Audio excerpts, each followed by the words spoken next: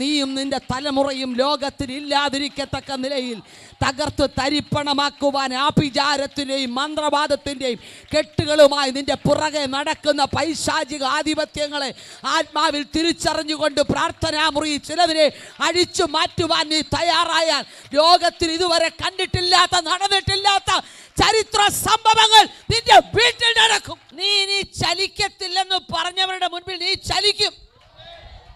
ഒരു സ്ഥലത്ത് നിന്നെ ഒതുക്കുമെന്ന് പറഞ്ഞവരുടെ അടുക്കൽ നീ ഒതുങ്ങില്ല. നിന്റെ കുടുംബത്തിനകത്തൊരു വിടുതൽ ലഭിക്കേണ്ടത് നിന്നിലൂടെയാണെന്ന് പിശാച് കണ്ടാൽ നിന്നെ തകർക്കാൻ അവന്റെ പദ്ധതി. ഏത് രാജ്യത്ത് നിന്നെ തകർത്തോ ആ രാജ്യത്ത് ദൈവം നിന്നെ ഉയർത്തും. ഏത് ദേശത്തിന്റെ പേരിൽ നീ അപമാനിക്കപ്പെട്ടോ ആ ദേശത്ത് ദൈവത്തിന്റെ പദ്ധതി വെളിപ്പെടും. അപവാദങ്ങളുടെ കൂട്ടം നിന്നെ കാത്തിരുന്നാൽ നീ ഓർത്തോണം, ശുശ്രൂഷയിൽ എന്തൊക്കെയോ അസാധാരണ കാര്യങ്ങൾ നടക്കാൻ പോകുക.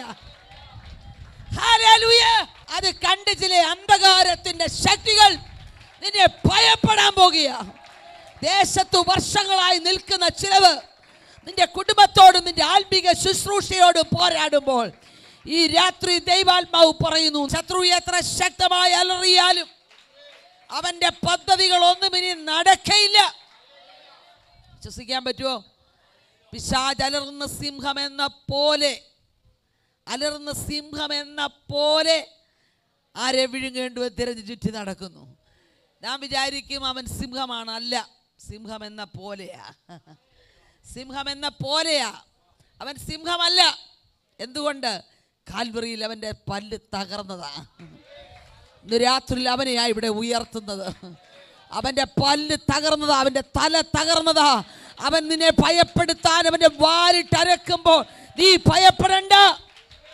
നിന്റെ കൂടെയുള്ള ദൈവ സാന്നിധ്യം ചില സ്ഥലങ്ങളിലേക്ക് ഈ രാത്രി ഇറങ്ങിച്ചെല്ലും. ഞാൻ ഈ പ്രാരംഭ സമയത്തിനൊരു ദൂത് പറയാം. നിങ്ങൾ ഇവിടെ ഇരുന്ന് പ്രാർത്ഥിക്കുമ്പോൾ മൈലുകൾക്കപ്പുറത്ത് വിടുതൽ നടക്കും. ഭവനത്തിനകത്ത് വിടുതൽ നടക്കും. ആർക്കും രൂപപ്പെടുത്താൻ കഴിയാത്ത ചില വ്യക്തി ജീവിതങ്ങളുടെ മാറ്റത്തിന്റെ രാത്രിയായി മാറും. ഇന്ന് രാത്രി മൈലുകളൊന്നും ദൈവത്തിന് വിഷയമല്ല. പരിശുദ്ധാത്മാവിന്റെ സ്പർശനത്തിന് വേണ്ടി കൊതിക്കുന്ന ചിലതിനെ ഇതിനകത്ത് ദൈവാത്മാവ് കാണുകയാ. യേശുവിന്റെ അധികാരമുള്ള നാമത്തിൽ ശത്രു വെച്ചതിനകത്ത് ഒതുങ്ങിപ്പോകുവാൻ. Yes, hallelujah. ചിലതിനകത്ത് നിന്നെ തളച്ചിടാൻ പിശാചിന് ആഗ്രഹമുണ്ട്. പക്ഷേ അത് സ്വയം നീ പൊട്ടിക്കണം. മറ്റൊരാൾ വന്ന് പൊട്ടിക്കാൻ നീ വെയിറ്റ് ചെയ്യണ്ട. ദൈവം നിനക്ക് തന്ന അഭിഷേകത്താൽ നീ ചിലതിനെ പൊട്ടിക്കണം. രാത്രി എത്ര പേർ എൻ്റെ കൂടെ നിൽക്കുമെന്ന് എനിക്കറിയില്ല. ഹല്ലേലൂയ. ഈ കോഴിമുട്ടയ്ക്കകത്തിരിക്കുന്ന കോഴിക്കുഞ്ഞ് പുറമേ നോക്കിയാൽ വെറും മുട്ടയാ. പക്ഷെ ചില ദിവസങ്ങൾ അതൊരു സ്ഥലത്ത് അടങ്ങിയിരുന്നതാ. ഹല്ലേലൂയ. വിരിക്കപ്പെട്ട ആ ചിറകിൻ്റെ കീഴിൽ അത് ഒതുങ്ങിയിരുന്നതാ. അത് കഴിഞ്ഞത് പുറത്തേക്ക് വരുമ്പോൾ അതിനെ ഒന്ന് രക്ഷിക്കാന്നോർത്ത് ആരും മെനക്കെടണ്ട, തന്നെ കൊത്തിപ്പൊട്ടിക്കുക. പരിശുദ്ധാത്മാവ് പറയുന്നു, എത്ര ദിവസം ഇരിക്കണം ചിറകിൻ്റെ കീഴിൽ? 21. അങ്ങനെയാണെങ്കിൽ ഇപ്പം ഇവിടെ ഇരിക്കുമല്ലേ 21. ഇത് കഴിയുമ്പോൾ തന്നെ കൊത്തിപ്പൊട്ടിച്ച് ചിലത് പുറത്തു വരും. യേശുവിൻ്റെ നാമത്തിൽ അത് സംഭവിക്കും. ഞാനത് ആത്മാവിൽ കാണുകയാ. മറ്റാരും നിന്നെ പുറത്തു കൊണ്ടുവരാൻ ശ്രമിക്കണ്ട. നീ പുറത്തു വരുന്ന ദിനങ്ങളാ. നീ പുറത്തു വരും. നീ തന്നെ പുറത്തു വരും. നീ ചലിക്കത്തില്ലെന്ന് പറഞ്ഞവരുടെ മുൻപിൽ നീ ചലിക്കും. ഒരു സ്ഥലത്ത് നിന്നെ ഒതുക്കുമെന്ന് പറഞ്ഞവരുടെ അടുക്കൽ നീ ഒതുങ്ങില്ല. നീ എഴുന്നേറ്റ് നടക്കുകയും തുള്ളിച്ചാടി ദൈവത്തെ മഹത്വപ്പെടുത്തുകയും ചെയ്യും. അത് കണ്ട് ചില അന്ധകാരത്തിന്റെ ശക്തികൾ നിന്നെ ഭയപ്പെടാൻ പോകുക. ദേശത്ത് വർഷങ്ങളായി നിൽക്കുന്ന ചിലവ് നിന്റെ കുടുംബത്തോടും നിന്റെ ആത്മീക ശുശ്രൂഷയോടും പോരാടുമ്പോൾ ഈ രാത്രി ദൈവാത്മാവ് പറയുന്നു, നീ അതിനെ സ്വയമായി അഴിക്കണം. ഹല്ലേലൂയ. ഈ ദിവസങ്ങൾ അത് അഴിഞ്ഞു തുടങ്ങിയിട്ടുണ്ട്. എത്ര പേർക്ക് വിശ്വസിക്കാം? എന്നാൽ ചിലത് സംഭവിക്കാൻ പോകുകയാണ്. ഈ രാത്രി ദൈവാത്മാവിൻ്റെ അകത്ത് തന്ന വചനം ഞാൻ നിങ്ങളുമായി പങ്കുവയ്ക്കാം. മർക്കോസിന്റെ സുവിശേഷം 14-ാം അധ്യായം അതിൻ്റെ 37 വാക്യം. മർക്കോസിന്റെ സുവിശേഷം 14:37. പിന്നെ അവൻ വന്നു, അവർ ഉറങ്ങുന്നത് കണ്ടു. ദിവസമൊക്കെ കൈ കിട്ടിയതിൻ്റെ മഹത്വം അവരെ എടുത്ത് പടപടാന്ന് വായിക്കണം. ഭയങ്കര വിളിയുള്ളവരാ നിങ്ങളൊക്കെ, പിന്നെ എന്തിനാ ഇങ്ങനെ ഒതുങ്ങിയിരിക്കുന്നത്? Praise the Lord. Yeshu Kristu വന്ന് എന്ന് പറഞ്ഞാൽ അവൻ വന്നു. ശ്രദ്ധിച്ചു വായിക്കണം വേദപുസ്തകം. പിന്നെ അവൻ വന്ന് അവർ ഉറങ്ങുന്നത് കണ്ടു. യേശു വന്നപ്പോൾ അവർ ഉറങ്ങുകയാ. എന്നിട്ട് പത്രോസിനോട് ചോദിക്കുക, നീ ഉറങ്ങുന്നത് എന്താണ്? Hallelujah, hallelujah. 3 പേരെ കൊണ്ടുപോയി പ്രാർത്ഥനാ മരയിലേക്ക്. അവര് 3 പേരും സുഖമായിട്ടുറങ്ങുക. കർത്താവിന് ഈ പോകാറായപ്പം എന്തെങ്കിലും ടെൻഷൻ കൂടിയോണ്ടാണോ അങ്ങനെ ചോദിച്ചേ? നമ്മൾ ഈ മനോരമ പത്രം വായിക്കുന്ന പോലെ വേദോസം വായിച്ചാൽ ഒന്നും പിടികിട്ടിയല്ല. ഇതിനകത്തെ ഓരോ വാക്കിനും അർത്ഥമുണ്ട്. യേശു വന്നു, അവരുറങ്ങുന്നുണ്ട്. 3 പേര് ഉറങ്ങുമല്ലേ? ഈ 3 പേര് ഉറങ്ങുന്നതിനകത്തു നിന്ന് ഒരാളോട് ചോദിക്കാം, നീ ഉറങ്ങുവാണോ? Hallelujah, hallelujah. നിങ്ങളെൻ്റെ കൂടെ ഉണ്ടോ? 3 പേര് ഉറങ്ങുമ്പം നിങ്ങൾ 3 പേര് ഉറങ്ങുവാണോന്നല്ലേ ചോദിക്കണ്ടേ? പക്ഷേ പത്രോസിൻ്റെ നേരെ തിരിഞ്ഞിട്ട് കർത്താവ് ചോദിച്ചു, നീ ഉറങ്ങുന്നുവോ? ഹല്ലേലൂയ. ഞാൻ ചോദിച്ചു, 3 പേര് ഉറങ്ങുന്നത് നിനക്ക് കാണാൻ മേലേ? 3 പേര് ഉറങ്ങുന്നത് കാണാൻ മേലാഞ്ഞിട്ടാണോ ഒരാളോട് ചോദിക്കുന്നത്? അല്ല, പത്രോസേ, നീ ഉറങ്ങാൻ പാടില്ല. നിന്റെ അപ്പുറത്ത് കിടക്കുന്നവരും ഇപ്പുറത്ത് കിടക്കുന്നവരും ഉറങ്ങുക, പക്ഷെ നീ ഉറങ്ങാൻ പാടില്ല. ഇന്ന് രാത്രി ഇതിനകത്തിരിക്കുന്ന ചിലതിനെ വിരൽ ചൂണ്ടിക്കൊണ്ട് പരിശുദ്ധാത്മാവ് പറയുകയാ, നിന്റെ അപ്പുറത്തിരിക്കുന്നവർ ഉറങ്ങും, ഇപ്പുറത്തിരിക്കുന്നവർ ഉറങ്ങും, നിന്റെ അപ്പുറത്തെ വീട്ടിലുള്ളവർ ഉറങ്ങും, ഈ സഭയിലുള്ളവർ ഉറങ്ങും, പക്ഷെ നീ ഉറങ്ങാൻ പാടില്ല. ഹല്ലേലൂയ. അതിൻ്റെ ആ പുറകിലോട്ടൊന്ന് ചിന്തിച്ചാൽ അതിൻ്റെ അർത്ഥം മനസ്സിലാവും. അപ്പം തിന്നാനും കൂട്ടുകൂടാനും ഒരുപാട് പേരുണ്ടായിരുന്നു. 5000-ലധികം പുരുഷന്മാർ. അപ്പം അവരുടെ ഭാര്യമാര്, കുഞ്ഞുങ്ങളെല്ലാം കൂടെ എത്ര വലിയ സംഖ്യ അപ്പം തിന്നേ. ഈ അപ്പം തിന്നവരെ എല്ലാവരെയും ഒന്നും കർത്താവിന് വേണ്ട. ഹല്ലേലൂയ. ഒരുപാട് പേര് അപ്പം തിന്നാൻ നടക്കുന്നുണ്ട്. സൗഖ്യം വേണം, വിടുതൽ വേണം, കാറ് വേണം, വീട് വേണം, മേടിച്ചോണ്ട് പൊക്കോ. ദൈവത്തിന് പിണക്കമൊന്നുമില്ല. പക്ഷെ അത്രയും പുരുഷാരത്തിൻ്റെ നടുവിൽ നിന്ന് ഒരു 70 പേരെ തിരഞ്ഞെടുത്ത് ഈ രണ്ടായിട്ട് അയച്ചു. അപ്പം 5000-ലധികം ജനത്തീന്നൊരു 70-ലേക്ക് ചുരുങ്ങി. പിന്നീട് ആ 70-ന്ന് 12-ലേക്ക് ചുരുങ്ങി. 12-ലേക്ക് ഒരു രാത്രി മുഴുവൻ പിതാവിനോടുള്ള ബന്ധത്തിൽ പ്രാർത്ഥിച്ച് തിരഞ്ഞെടുത്ത 12 പേരിലേക്ക്. കണ്ടോ? അപ്പോൾ വലിയ പുരുഷാരത്തിന്ന് ഒതുങ്ങി വരിക 70, പിന്നെ അത് 12. ആ 12-ൽ യൂദായി ഉണ്ട്. Price the Lord. നമ്മൾ ചിലപ്പോൾ ഓർക്കിയല്ലേ, ഈ ദൈവസഭയെ വന്നിട്ട് നന്നായില്ല. ഇല്ല, അവനെ വെച്ചേക്കുന്നതാ, അവനെ ദൈവം അനുവദിച്ചതാ. നമ്മളായിട്ട് യൂദയെ മാറ്റണ്ട, യൂദ തന്നെ മാറിപ്പോകും. യൂദയുടെ ഡ്യൂട്ടി തീർന്നു കഴിയുമ്പോൾ യൂദ തന്നെ പൊക്കോളും. യൂദയെ പറഞ്ഞു വിടാൻ നീ ശ്രമിച്ചാൽ നീയും കൂടെ പോണ്ടി വരും. അത് വേണ്ടമേ. ഈ കിണറിന് കുറ്റി അടിച്ച് കിണർ കുഴിക്കുന്ന കണ്ടിട്ടുണ്ടോ? ഈ കുറ്റി അടിച്ചേച്ച് ഇത്രയും വട്ടത്തിലാണ് കിണർ കുത്തുന്നത്.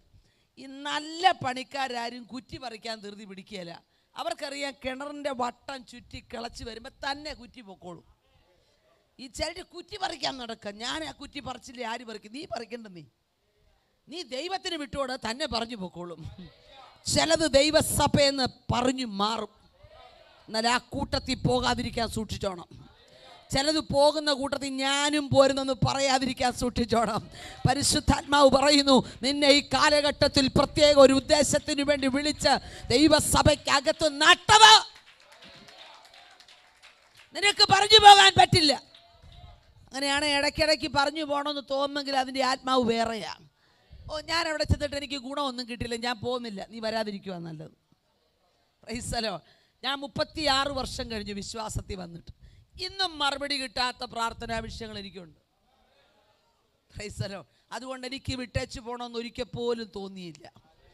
ഏതെങ്കിലും ഒരു ചെറിയ പ്രാർത്ഥനാ വിഷയത്തിൻ്റെ മറുപടി കിട്ടിയില്ലേ ഞാൻ പോവുക, നല്ല കാര്യം, നീ പോകുന്നതാണ് നല്ലത്. ഞങ്ങളുടെ നാട്ടിലൊരു സഹോദരൻ ഒറ്റയ്ക്ക് വിശ്വാസം ഭയങ്കര റൗഡിയായിട്ട് നടന്നയാളാണ്. വിശ്വാസത്തിൽ വന്നു കഴിഞ്ഞ് അവർ കല്യാണം കഴിച്ച് ഭാര്യയും 2 കുഞ്ഞുങ്ങളും ഒക്കെ ആയി കഴിഞ്ഞപ്പം പുള്ളിക്ക് തോന്നി ഇവിടെ നിന്നിട്ട് വലിയ പ്രയോജനമില്ല. പുള്ളി അങ്ങ് പോയി. ഭാര്യയൊന്നും കരച്ചില്ല. കുറച്ചാൾ കഴിഞ്ഞപ്പോൾ കാല് നിലത്ത് കുത്താൻ മേല വേദന തുടങ്ങി. പുള്ളി വീണ്ടും വന്നിച്ച് പുള്ളി ഓർത്ത് സൗഖ്യം കിട്ടുമെന്ന്. ഈ വന്ന പുള്ളിയെ അറിയാവുന്ന കർത്താവല്ലേ സൗഖ്യം കൊടുക്കണമെന്ന് തീരുമാനിക്കുന്നത്. നീ സൗഖ്യം കിട്ടിയാൽ ഇവിടെ നിൽക്കുകയാലെന്ന് അറിയാമെങ്കിൽ നിനക്ക് ചിലപ്പോൾ സൗഖ്യം തരികയില്ല. കുറച്ച് നാൾ നിന്നപ്പോൾ പുള്ളി നോക്കിയപ്പം സൗഖ്യം കിട്ടില്ല. പുള്ളി വീണ്ടും പോയി. കഴിഞ്ഞ ദിവസം ഞാൻ നോക്കിയപ്പം കയ്യെ ചരടൊക്കെ ചുറ്റി ഇലക്ഷൻ വർക്കിന് നിൽക്കുക. നിനക്കതാ നല്ലത്. നീ ഇവിടെ വന്നാൽ ഇതും കൂടെ നാറും. Price the Lord. ഞാൻ കഴിഞ്ഞ പകലിൽ പറഞ്ഞല്ലോ, പലക നിവരെ നിൽക്കാതെ ചെരിഞ്ഞു നിന്നാൽ ദൈവസഭയ്ക്ക് നാറ്റമാണ്. ചത്ത ഈച്ചകളല്ല, ഈച്ച മതി, ഒറ്റ ഈച്ച മതി. അതുകൊണ്ട് യൂദാ പോയെന്നും പറഞ്ഞു, അയ്യോ യൂദാ പോയി, കരയണ്ട, നീ നിൽക്കുന്നതിന് ദൈവത്തിന് നന്ദി പറയണം. അപ്പൊ 12 പേരിലേക്ക് വന്നു. ആ 12 പേരിൽ നിന്ന് വിശിഷ്ടമായതൊക്കെ കാണിക്കാൻ ഒരു 3 പേരെ തിരഞ്ഞെടുത്തു. അപ്പൊ നിങ്ങൾക്ക് മനസ്സിലാവുന്നുണ്ടോ? 5000-ലധികം ജനത്തിൽ നിന്ന് 70-ലേക്ക് വന്നു, 70-ൽ നിന്ന് 12-ലേക്ക് വന്നു, 12-ൽ നിന്നൊരു 3-ലേക്ക് വന്നു. യാക്കോബും യോഹന്നാനും പത്രോസും. ഈ 3 പേരെയും കൊണ്ടാ വിശേഷമായതൊക്കെ കാണിച്ചു കൊടുത്തേ. അങ്ങനെ ഗത്സമന തോട്ടത്തിൽ പ്രാർത്ഥിക്കാൻ കൊണ്ടാക്കിയ കർത്താവ് പ്രാർത്ഥനയ്ക്ക് വേണ്ടി അല്പം കല്ലേറു ദൂരത്തോളം മുൻപോട്ട് പോയി. വന്ന് നോക്കിയപ്പോഴെല്ലാം ഇവർ ഉറങ്ങുക. അപ്പം 3 പേരോട് ചോദിക്കേണ്ട ചോദ്യം ഒരാളോട് ചോദിച്ചതാ ഇപ്പം പറയുന്നത്. കണ്ടോ, ആ വിളി ഒരുത്തനിലേക്ക് ഒതുങ്ങി. ഇന്ന് രാത്രി നിങ്ങൾക്ക് ഈ ദൂതം മനസ്സിലാകുന്നുണ്ടെന്നാണ് എൻ്റെ വിശ്വാസം. വലിയ ആൾക്കൂട്ടത്തിൻ്റെ നടുവിൽ നിന്ന് ദൈവം നിന്നെ ഒറ്റയ്ക്ക് വിളിച്ചു കൊണ്ടുവന്ന് ഒരു പ്രത്യേക വിളിയിലേക്ക് കൊണ്ടുവന്നത് പത്രോസേ, നിന്റെ കൂടെ ഇരിക്കുന്ന മറ്റു പലരെയും ശ്രദ്ധിക്കാനല്ല, നിന്റെ മേലൊരു വിളി ഞാൻ വെച്ചിട്ടുണ്ട്. ഇന്ന് രാത്രി സ്വർഗത്തിൻ്റെ വിളി നിന്റെ മേലുണ്ട് കേട്ടോ. നീ വന്നത് എത്ര തകർച്ചയാണെന്ന് ദൈവത്തിന് വിഷയമല്ല. നീ പോന്ന വീട്ടിലെ അവസ്ഥ എത്ര ദുസ്സഹമാണെന്നുള്ളത് ദൈവത്തിന് വിഷയമല്ല. പരിശുദ്ധാത്മാവ് പറയുന്നു, നിന്റെ മേലൊരു വിളിയുണ്ട്, നിന്റെ മേലൊരു വിളിയുണ്ട്. മറ്റാർക്കും വെളിപ്പെടാത്തൊരു വിളി നിന്റെ മേലുണ്ട്. നീ പലതിൻ്റെയും നടുവിൽ മനസ്സുമടുത്ത് മരിച്ചാൽ മതി എന്ന് പറഞ്ഞ വാക്കുകൾ പോലും ശ്രദ്ധിക്കുന്ന ഒരു തമ്പുരാൻ ഈ രാത്രി നിന്നോട് ഇടപെടുകയാണ്. മതി കർത്താവേ, ഇനി ജീവിച്ചിരുന്നിട്ട് കാര്യമില്ല, അത് തീരുമാനിക്കുന്നത് നീയല്ല. നിന്റെ മേലുള്ള വിളിയുടെ വലിപ്പം അറിയുന്ന ദൈവം നിന്റെ പിന്നാലെ നടക്കുക കേട്ടോ. എനിക്ക് ഈ പത്രോസിനെ കുറിച്ച് പ്രസംഗിക്കാനും ചിന്തിക്കാനും വലിയ ഇഷ്ടമാണ്. മറ്റുള്ളവർക്കില്ലാത്ത എന്തൊക്കെയോ പ്രത്യേകതകൾ പത്രോസിനുണ്ട്. ഇന്ന് രാത്രി അതിലൂടെ സഞ്ചരിക്കാനാണ് എനിക്ക് ആഗ്രഹം. ഈ എല്ലാവരും പറയും പത്രോസിനെ എടുത്തിയാട്ടക്കാരനാണ്. ഇവനൊരു എടുത്തിയാട്ടക്കാരനായി. ഈ പറയണ പാർട്ടികളൊന്ന് പിടിച്ചു നിർത്തിക്കേ. ഞാൻ ചോദിച്ചു, നിങ്ങൾ എന്തിനാ അവനെ എടുത്തിയാട്ടക്കാരൻ? പിന്നെ എന്ത് കാര്യത്തിനും എടുത്തിയാടുക? Price the Lord. കർത്താവിൻ്റെ അടുക്ക വന്നു ചോദിച്ചു, ഞങ്ങളെല്ലാം വിട്ടു നിന്നെ അനുഗമിച്ച് ഞങ്ങൾക്ക് എന്ത് കിട്ടും? ഞാൻ പഠിച്ചപ്പോൾ എനിക്ക് മനസ്സിലായ കാര്യം പറയാം. ഈ 11 പേരുടെ അകത്ത് ഈ ചോദ്യമുണ്ട് ഇല്ലേ? വിട്ടിട്ട് എന്നാ കിട്ടുമെന്നറിയാൻ ഇവന്മാർക്കെല്ലാം ആഗ്രഹമുണ്ട്. ഇവരെല്ലാവരും കൂടി ആലോചിച്ചപ്പം തള്ളിവിടാൻ പറ്റിയ ആൾ പത്രോസാ. നീ ചോദിക്കടാ എന്ന് പറഞ്ഞ പാവം പത്രോസ് എന്ന് ചോദിച്ചു. അതുകൊണ്ട് എന്ത് ഗുണം കിട്ടി? നമുക്കും അറിയാൻ പറ്റി എന്നാ കിട്ടുമെന്ന്. Praise God. മറ്റുള്ളവരുടെ നടുവിൽ ഒരു എടുത്തുചാട്ടക്കാരനാണെന്നൊക്കെ തോന്നിയാലും ഉണ്ടല്ലോ, തമ്പുരാൻ നിനക്ക് ചില രഹസ്യങ്ങൾ വെളിപ്പെടുത്തി തരും. തലമുറകൾക്ക് പകർന്നു കൊടുക്കേണ്ട ചില രഹസ്യങ്ങൾ നിന്നെ ഏൽപ്പിക്കാൻ ദൈവത്തിന് പ്ലാനുള്ളത് കൊണ്ട് ഈ ഉപവാസ പ്രാർത്ഥനയിൽ ഇന്ന് രാത്രി സ്വർഗം നിന്നെ ഇവിടെ കൊണ്ടുവന്നത്. മറ്റാർക്കും വെളിപ്പെടാത്ത ചില രഹസ്യങ്ങൾ ദൈവം നിന്റെ പ്രാർത്ഥനാമുറി തരുന്ന നാളുകളാണിത്. മറ്റാരോടും പറയാത്ത ചില ദൂതുകൾ. ദൈവം എങ്ങനെ വെയിറ്റ് ചെയ്യുന്നത് ഞാൻ മനസ്സിലാക്കുക. ചില മനുഷ്യരെയൊക്കെ ദൈവം ഇങ്ങനെ പുറകെ നടന്ന് വെയിറ്റ് ചെയ്യുക, ഇവരൊന്ന് ശരിയായി കിട്ടുവാണ് എനിക്കൊന്ന് ഉപയോഗിക്കാമായിരുന്നെന്ന്. പക്ഷെ അവരോട്ട് മനസ്സിലാകുന്നുമില്ല. നമുക്ക് നമ്മുടെ വിളി മനസ്സിലായാൽ തന്നെ പകുതി പ്രശ്നം തീർന്നു. നമുക്ക് നമ്മുടെ വിളി അറിയത്തില്ല. ഞാൻ ആരാകാനുള്ള വല്ല ചിന്തയുണ്ടോ ആരാകാനുള്ളതെന്ന്? ഞാൻ വായിച്ച ഒരു സംഭവം ഇതിനോട് ചേർന്ന് ദൈവാത്മാവരെ ഓർപ്പിക്കുന്ന മാത്രമേ ഞാൻ പറയുള്ളൂ. ഞാനൊരു പ്രിപ്പയർ ചെയ്തൊരു മെസ്സേജ് ഉണ്ടെങ്കിലും പരിശുദ്ധാത്മാവ് പറയുന്നത് മാത്രമേ പറയൂ. അമേരിക്കയിൽ മാർട്ടിൻ എന്ന് പറയുന്നൊരു ചെറുപ്പക്കാരന് പഠിപ്പിക്കണമെന്ന് അമ്മയ്ക്ക് തോന്നി. ഈ കറുത്ത വർഗ്ഗക്കാരനാണ് മാർട്ടിൻ. അപ്പോൾ ഈ മാർട്ടിന് പഠിക്കണമെന്നുള്ളതിനേക്കാൾ കൂടുതൽ അവൻ്റെ അമ്മയ്ക്ക് ഇവനെ പഠിപ്പിക്കണമെന്ന് തോന്നി. ശ്രദ്ധിക്കണേ, പിള്ളേരൊക്കെ ഒന്ന് ശ്രദ്ധിക്കുന്നതല്ല. അപ്പോൾ ഈ അമ്മ ഇവനെ വെളുത്ത വർഗ്ഗക്കാരുടെ സ്കൂളിൽ കൊണ്ട് പഠിപ്പിക്കാൻ ആഗ്രഹിച്ചു. വെളുത്ത വർഗ്ഗക്കാരുടെ സ്കൂളിൽ കറുത്ത വർഗ്ഗക്കാരെ പഠിപ്പിക്കത്തില്ല. അപ്പോൾ ഇവനെ കൊണ്ട് ദീർഘദൂരം നടന്ന് സ്കൂളിൽ ചെന്നു. ഒരു അഡ്മിഷൻ ചോദിച്ചപ്പോൾ അവിടുത്തെ പ്രിൻസിപ്പാൾ പറഞ്ഞത് വെളുത്ത വർഗ്ഗക്കാരുടെ സ്കൂളാണ്, ഇവിടെ പഠിപ്പിക്കാനൊക്കത്തില്ല. ഇവൻ പറഞ്ഞു, എനിക്ക് ഭയങ്കര ആഗ്രഹം പഠിക്കാൻ, എന്നെ ഒന്ന് പഠിപ്പിക്കണം. പെട്ടെന്ന് ആ മനുഷ്യൻ പ്രിൻസിപ്പാൾ ഒരു ചൂലെടുത്ത് കയ്യിലോട്ട് കൊടുത്തേച്ച് പറഞ്ഞു, നിനക്ക് ഏറ്റവും പറ്റിയ പണി അടിച്ചു വാരുന്നതാണ്. ഇവൻ ആ ചൂലും കൊണ്ട് പോയി ആ സ്കൂൾ മുഴുവൻ അടിച്ചു വാരി വൃത്തിയാക്കിയേച്ച് ഇവൻ തിരിച്ചു വന്ന് ചൂല് കൊടുത്തേച്ച് ചോദിച്ചു, ഇനി എന്തേലും പണിയുണ്ടോ? പ്രിൻസിപ്പാളിന് മനസ്സിലായി, ഏൽപ്പിച്ച കാര്യത്തിൽ ഇവൻ വിശ്വസ്തനാണ്, അതുകൊണ്ട് ഇവനെ ഇവിടെ പഠിപ്പിച്ചേക്കാം. Price the Lord. അവൻ ആ വെളുത്ത വർഗ്ഗക്കാരുടെ സ്കൂളിൽ പഠിച്ചു. മനുഷ്യൻ്റെ വിചാരം ഇവൻ ചൂലും കൊണ്ട് നടക്കണമെന്നാ, പക്ഷേ ദൈവത്തിൻ്റെ വിചാരം മറ്റൊന്നായിരുന്നു. അമേരിക്കയിൽ കറുത്ത വർഗ്ഗക്കാരുടെ വോട്ടവകാശത്തിന് വേണ്ടി പോരാടിയ ധീര പോരാളിയായ മാർട്ടിൻ ലൂതർ കിങ് ആയിരുന്നു അത്. ഇന്ന് രാത്രി ലോകം നിന്നെ മാറ്റി നിർത്തി വിധി എഴുതുമ്പോൾ സ്വർഗം നിന്റെ മേൽ വെച്ചിരിക്കുന്ന വിളി വെളിപ്പെടാൻ പോകുകയാ. ഈ രാത്രി വിശ്വസിച്ചുകൊണ്ട് ആമേൻ പറഞ്ഞു. നീയും നിന്റെ തലമുറയും ലോകത്തിൽ ഇല്ലാതിരിക്കത്തക്ക നിലയിൽ തകർത്ത് തരിപ്പണമാക്കുവാൻ ആഭിചാരത്തിൻ്റെയും മന്ത്രവാദത്തിൻ്റെയും കെട്ടുകളുമായി നിന്റെ പുറകെ നടക്കുന്ന പൈശാചിക ആധിപത്യങ്ങളെ ആത്മാവിൽ തിരിച്ചറിഞ്ഞുകൊണ്ട് പ്രാർത്ഥനാമുറി ചിലതിനെ അഴിച്ചു മാറ്റുവാൻ നീ തയ്യാറായാൽ ലോകത്തിൽ ഇതുവരെ കണ്ടിട്ടില്ലാത്ത നടന്നിട്ടില്ലാത്ത ചരിത്ര സംഭവങ്ങൾ നിന്റെ വീട്ടിൽ നടക്കും. മറ്റുള്ളവരെ കണ്ടതൊന്നും കാണാൻ പ്രാർത്ഥിക്കരുത്. കർത്താവിന്റെ ദാസൻ പറഞ്ഞു, അനുഭവങ്ങൾ പറയുന്നു, അതിന് സമയം കിട്ടുമെന്ന് അറിയത്തില്ല, പക്ഷെ ദൈവാത്മാവ് പറഞ്ഞാൽ പറയും. ഈ ഞാൻ പ്രാർത്ഥിക്കുന്നൊരു കാര്യം പറയാം. കർത്താവെ, ഒരുപാട് സഹോദരിമാർ പ്രസംഗിക്കുന്നുണ്ട്, അതിലൊരാളെ പോലെ എന്നെ ആക്കണേ. ഞാൻ ഇന്നുവരെ പ്രാർത്ഥിച്ചിട്ടില്ല. എനിക്ക് അങ്ങനെ പ്രാർത്ഥിക്കണ ഇഷ്ടമല്ല. ഞാൻ പ്രാർത്ഥിക്കുന്നത് നിങ്ങൾക്ക് കേൾക്കണോ? ഞാൻ പ്രാർത്ഥിക്കും, ഇന്നുവരെ ലോക ചരിത്രത്തിൽ ഒരു സ്ത്രീ ഉപയോഗിക്കപ്പെട്ടിട്ടില്ലാത്തതുപോലെ നീ എന്നെ ഉപയോഗിക്കണം. ഇന്ന് രാത്രി ആ വിളിയുള്ള ചിലത് ഇതിനകത്തിരിപ്പുണ്ട്. യെസ്, നിന്റെ മേലെ ആ വിളിയുണ്ട്. ദൈവദാസന്മാരെ, വിളിയുണ്ട് കേട്ടോ.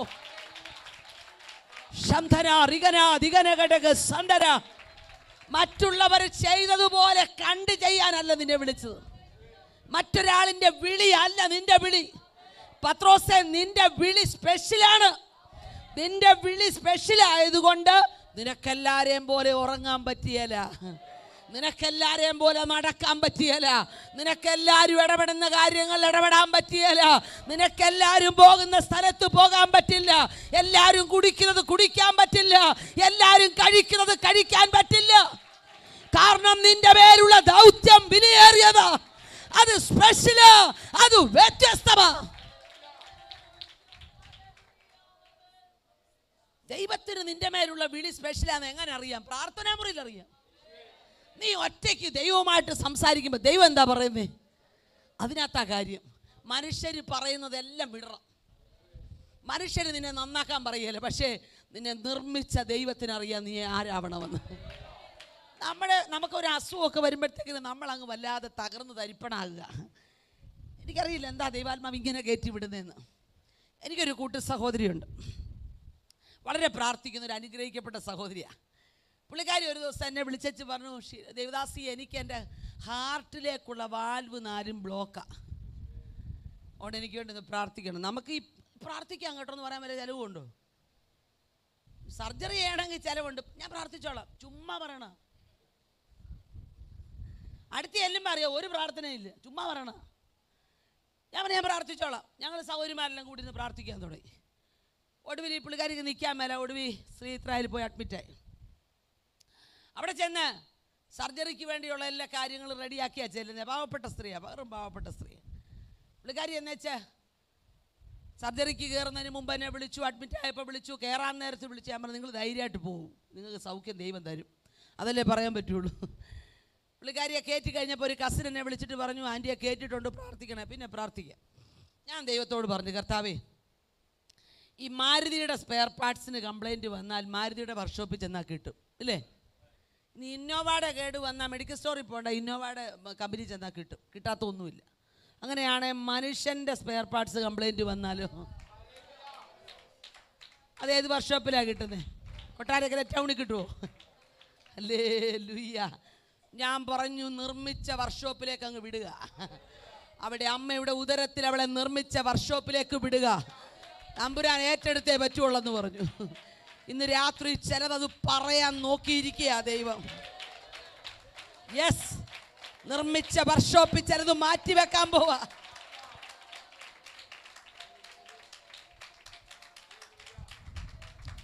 ഹല്ലേലൂയ. സർജറിക്ക് കയറ്റി ഞാൻ ഈ പ്രാർത്ഥനയെല്ലാം കഴിഞ്ഞ് ഇറങ്ങി. ഒരു അരമണിക്കൂർ കഴിഞ്ഞപ്പോൾ ഫോൺ ബെല്ലടിച്ചു. ഞാനിനി എന്തുവാ, പോസിറ്റീവാണോ നെഗറ്റീവാണോ എന്നുള്ള ടെൻഷനല്ലേ നമ്മൾ ഫോൺ എടുക്കും. ഹലോ ദൈവദാസിയെ എന്ന് വിളിച്ചു. ഞാൻ ചോദിച്ചു, അരമണിക്കൂർ കൊണ്ട് സർജറിയും ബോധം തെളിഞ്ഞോ? അല്ലെങ്കിൽ ഓപ്പൺ ഹാർട്ട് സർജറി ചെയ്യാൻ പോയ ആൾ അരമണിക്കൂർ കൊണ്ട് ബോധം തെളിയുമോ?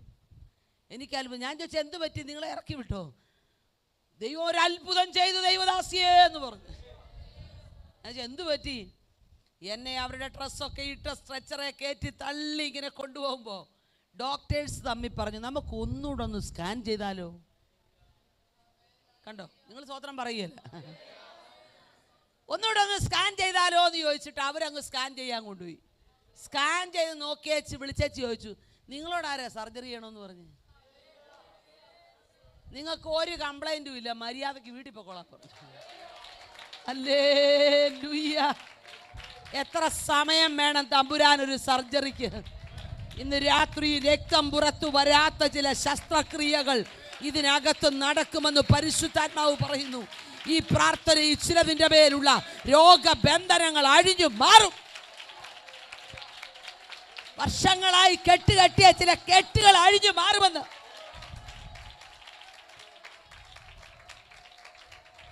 മനസ്സിലാവുന്നുണ്ടോ?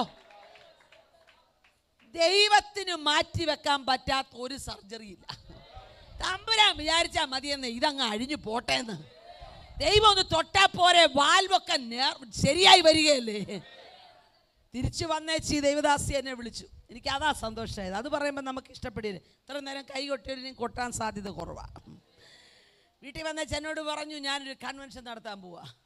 ഞാൻ എവിടെ? വെണ്ണിക്കുളത്ത്. ആൾ ജീവനോടിരിപ്പുണ്ട്, ഇപ്പോഴും കാണിക്കാൻ. അപ്പോൾ ഞാൻ ചോദിച്ചു, കൺവെൻഷൻ നടത്താൻ പൈസ എവിടുന്ന? സർജറി നടത്താൻ എവിടുന്നായിരുന്നു പൈസ? ഞാൻ തോറ്റ്. ഞാൻ ചോദിച്ചു, എങ്ങനെ നടത്തും? അതൊക്കെ കണ്ടു. 5 സെൻറ്റ് സ്ഥലം എനിക്കുണ്ട്, ഞാൻ വിറ്റേച്ച് നടത്തുമെന്ന് പറഞ്ഞു.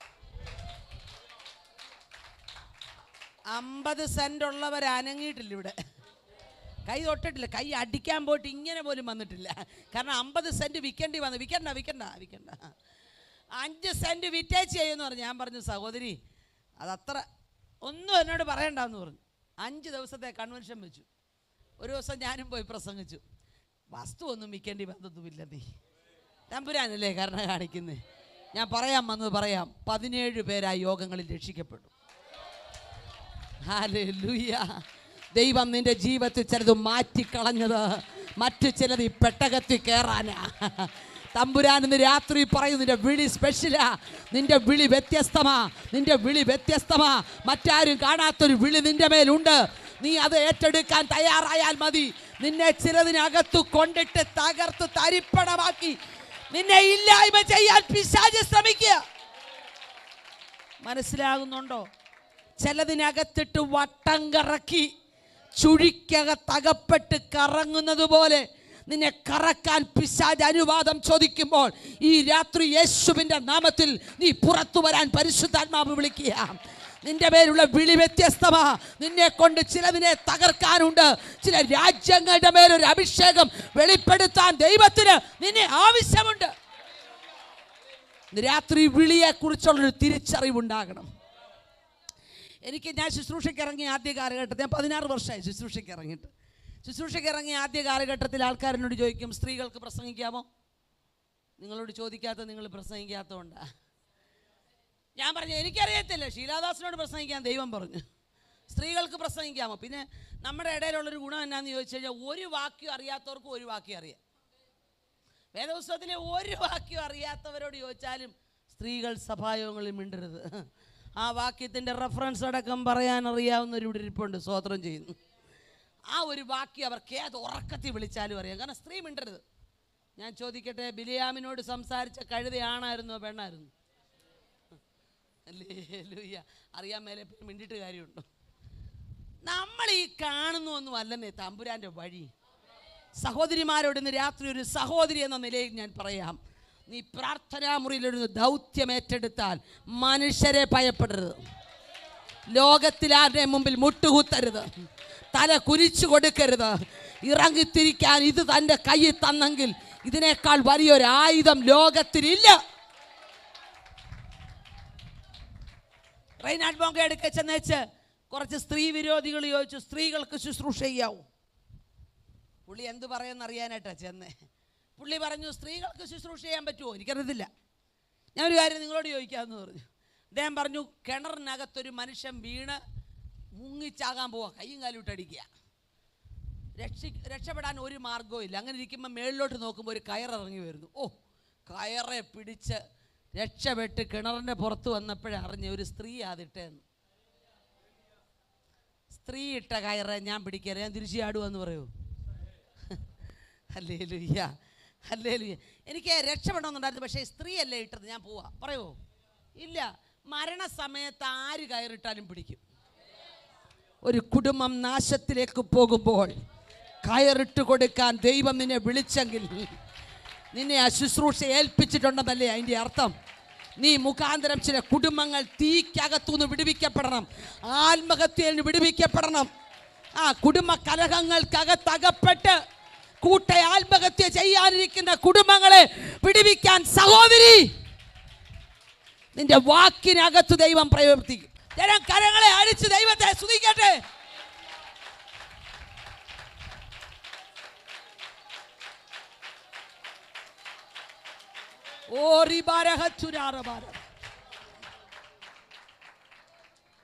ഒരു ഇന്ത്യ ഗവൺമെന്റിന്റെ ഒന്നാമത്തെ സ്ഥാപനത്തിൽ ഞാൻ ട്രെയിനിങ് ഒക്കെ കഴിഞ്ഞ് ജോലിക്ക് കയറാൻ തുടങ്ങിയപ്പോഴാണ് അവർ പറഞ്ഞു ജോലി തരികയെന്ന് പറഞ്ഞു. എനിക്ക് ഭയങ്കര വിഷമമായി. ഏഷ്യയിലെ ഒന്നാമത്തെ കമ്പനിയാണ് ഞങ്ങളുടെ അടുത്ത. കമ്പനിയുടെ വാതിൽക്ക് നിന്ന് എനിക്ക് ഭയങ്കര സങ്കടം തോന്നി. ഞാൻ കരഞ്ഞു. 3 വർഷം എൻ്റെ വെറുതെ കളഞ്ഞു. വല്ല ബൈബിൾ കോളേജിലും പോകാറ്. കരഞ്ഞപ്പോൾ കർത്താവിനോട് ശാന്തമായി പറഞ്ഞു, മോളെ, ഈ കമ്പനിക്കകത്തിരുന്ന് ശമ്പളം മേടിക്കാനല്ല ഞാൻ നിന്നെ തിരഞ്ഞെടുത്തു. അനേക രാജ്യങ്ങളിൽ നീ എൻ്റെ നാവായിരിക്കണമെന്ന് പറഞ്ഞു. ഞാൻ അവിടെ കരയുന്നതിൻ്റെ ഇടയ്ക്ക് ചോദിച്ചു, രാജ്യങ്ങളിൽ നാവാണേ മലയാളം പോലും നേരാമണ്ണം പറയാൻ അറിയത്തില്ല, പിന്നെ എങ്ങനെ രാജ്യങ്ങളിൽ നാവാകുന്നേ? തമ്പുരാൻ തിരഞ്ഞെടുത്തതാണേ, സമയമാകുമ്പോൾ തമ്പുരാൻ കൊണ്ടുപോകുന്നേ. ഹല്ലേലൂയ. അതിൻ്റെ വഴിയൊക്കെ വെച്ചേച്ചല്ലേ തമ്പുരാൻ തിരഞ്ഞെടുത്തത്. വിശ്വസിക്കുന്നുണ്ടോ?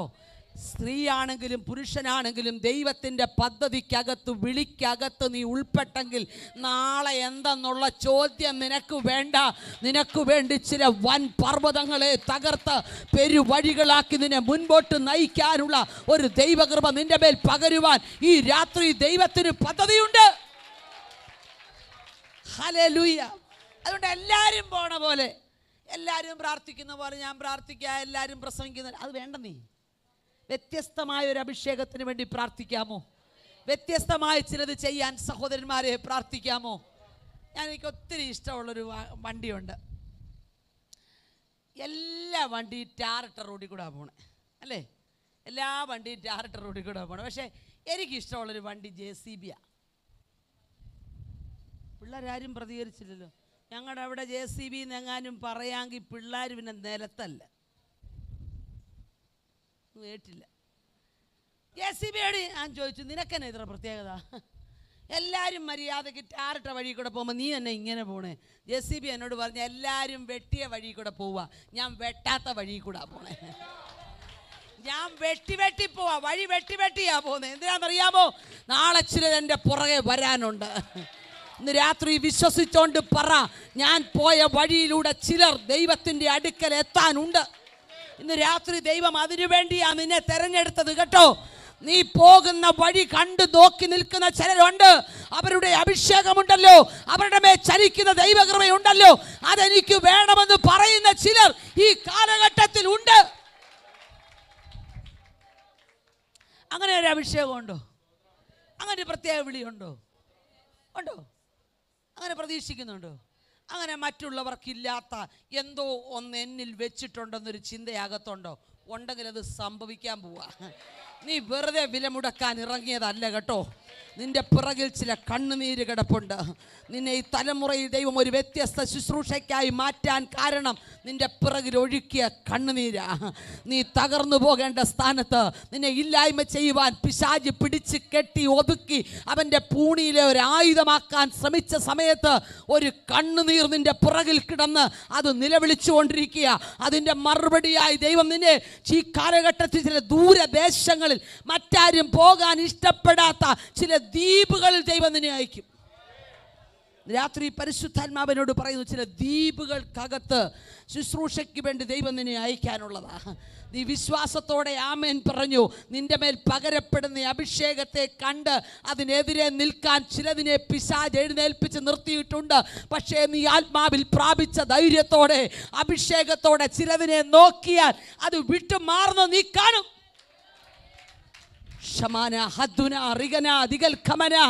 നിന്റെ മേൽ അഭിഷേകമുണ്ടെങ്കിൽ നീ വിരൽ ചൂണ്ടിയാൽ ചിലത് സംഭവിക്കും, നീ നോക്കിയാൽ ചിലത് നടക്കുമെന്ന്. പത്രോസിലേക്ക് ഞാൻ മടങ്ങി വരിക. പത്രോസേ, നീ ഉറങ്ങാൻ പാടില്ല. പത്രോസേ, നീ ഉറങ്ങരുത്. യാക്കോബ് ഉറങ്ങട്ടെ, യോഹന്നാൻ ഉറങ്ങട്ടെ, അതെനിക്കിപ്പോൾ വിഷയമല്ല. ഇപ്പം നീ ഉറങ്ങരുത്. അതെന്താ പത്രോസ് ഉറങ്ങിയാൽ? കർത്താവ് പറഞ്ഞു, നീ കഴിഞ്ഞ നാളുകളിൽ കണ്ടതിനേക്കാൾ ശ്രേഷ്ഠമായ ചിലത് കാണാൻ പോവാ. ഹല്ലേലൂയ. എത്ര പേർക്കത് അങ്ങനൊരു വിശ്വാസമുണ്ട്? ഓ, ഞാൻ 21 ദിവസം ഇവിടെ വന്നിരിക്കും, എല്ലാ ദിവസവും വന്ന് കേൾക്കും പോവും. അങ്ങനെ വെറുതെ വരണ്ട. 21 ദിവസം കഴിയുമ്പോൾ നീ ചലിക്കാൻ തുടങ്ങുമെന്ന് വിശ്വസിക്കണം. ദർശനം നിന്റെ പ്രാർത്ഥന മുറിക്കകത്തുണ്ടാകണം. മറ്റൊരാളെ കണ്ടല്ലല്ലോ ദർശനം. വഴിവെട്ടിപ്പാനുള്ള ദർശനമുള്ളവൻ എന്തിനാ മറ്റൊരാളെ നോക്കുന്നേ? Price the Lord. ദൈവത്തോട് വ്യത്യസ്തമായ ചിലത് ചോദിക്കുന്നത് എത്ര പേരുണ്ട്? Praise God. ദൈവം അനുഗ്രഹിക്കട്ടെ. എല്ലാവരും ചോദിക്കുന്നവരെ ചോദിക്കരുത്. ചിലർ പറയും, എനിക്ക് ഇന്നയാളെ പോലെ പ്രസംഗിക്കണം. എൻ്റെ കൂടെ ഒരു കൂട്ടം ചെറുപ്പക്കാരും കൊച്ചു കുഞ്ഞുങ്ങളുണ്ട്. ഞങ്ങളുടെ ക്യാമ്പിലൊരു കൊച്ചു മോള് വന്നു, 4 വയസ്സേ ഉള്ളൂ. അവൾ ഉറങ്ങി എണീക്കുമ്പോൾ അവൾ പറഞ്ഞു, എനിക്ക് ശീലാദാസ് ആൻറ്റിയെ പോലെ പ്രസംഗിക്കണമെന്നാണ്. ഞാൻ പറഞ്ഞു, നീ അങ്ങനെ പ്രാർത്ഥിക്കണ്ട, നീ പ്രസംഗിക്കണമെന്ന് പ്രാർത്ഥിക്കരുത്. നീ ശീലാദാസ് ആൻറ്റിയെ പോലെ നോക്കണ്ട, നീ മറ്റൊരാളെ കമ്പയർ ചെയ്യേണ്ടതേ. നീ സ്പെഷ്യലല്ലേ? നിന്റെ മുടി പോലെ മുടിയുള്ള ഒരാൾ 800 കോടി മനുഷ്യരില്ലെന്നേ. നിന്റെ നഖം പോലെ നഖമുള്ള വേറൊരാൾ ഈ ലോകത്തിലില്ല. നിന്റെ ഫിംഗർ പ്രിന്റ് പോലെ പ്രിൻ്റുള്ള വേറൊരാൾ ഈ ലോകത്തിലില്ല. പിന്നെ നീ മറ്റൊരാളെ പോലെ ആകുന്ന എന്തിനാ? നിന്റെ മേൽ ദൈവം ചിലത് സീൽ ചെയ്ത് വെച്ചിരിക്കുക. ഉച്ചനാദികൾ കമന റിഗന ഘടക ശന്തര. യേശുവിൻ്റെ അധികാരമുള്ള നാമത്തിൽ ദൈവത്തിന് നിന്റെ മേലുള്ള വിളി വ്യത്യസ്തമാണ്. നീ രാത്രി ഒരിക്കൽ കൂടെ ഉറപ്പിച്ചാൻ പറയുക. പത്രോസ് ചാടി എണീറ്റു. പത്രോസിനോട് ദൈവം പറയുന്നു, കഴിഞ്ഞ കാലങ്ങളിൽ മറ്റു പലരും കാണാത്ത ദർശനങ്ങൾ, വെളിപ്പാടുകൾ, ആഴമേറിയ ദൈവപ്രവർത്തികൾ കണ്ടയാളാ നീ. അത് മുഴുവൻ ഈ പ്രാക്ടിക്കൽ ലൈഫിലേക്ക് കൊണ്ടുവരാൻ നിന്നെ ഞാൻ വിളിച്ചതാ. നീ മറ്റുള്ളവർ ഉറങ്ങുന്ന പോലെ ഉറങ്ങാനുള്ള ആളല്ലെന്നേ. പരിശുദ്ധാത്മ ശക്തിയുടെ വ്യാപാരം നിന്റെ മേൽ വരുമ്പോൾ നീ ആള് മാറും. നീ ആളും മാറും. ഇന്ന് രാത്രി ചിലത് ആളും മാറും. നീ അറിയേണ്ടതുപോലെ അഭിഷേകത്തിൻ്റെ നിറവറിഞ്ഞാൽ നീ ആള് മാറും. Yes yes, hallelujah.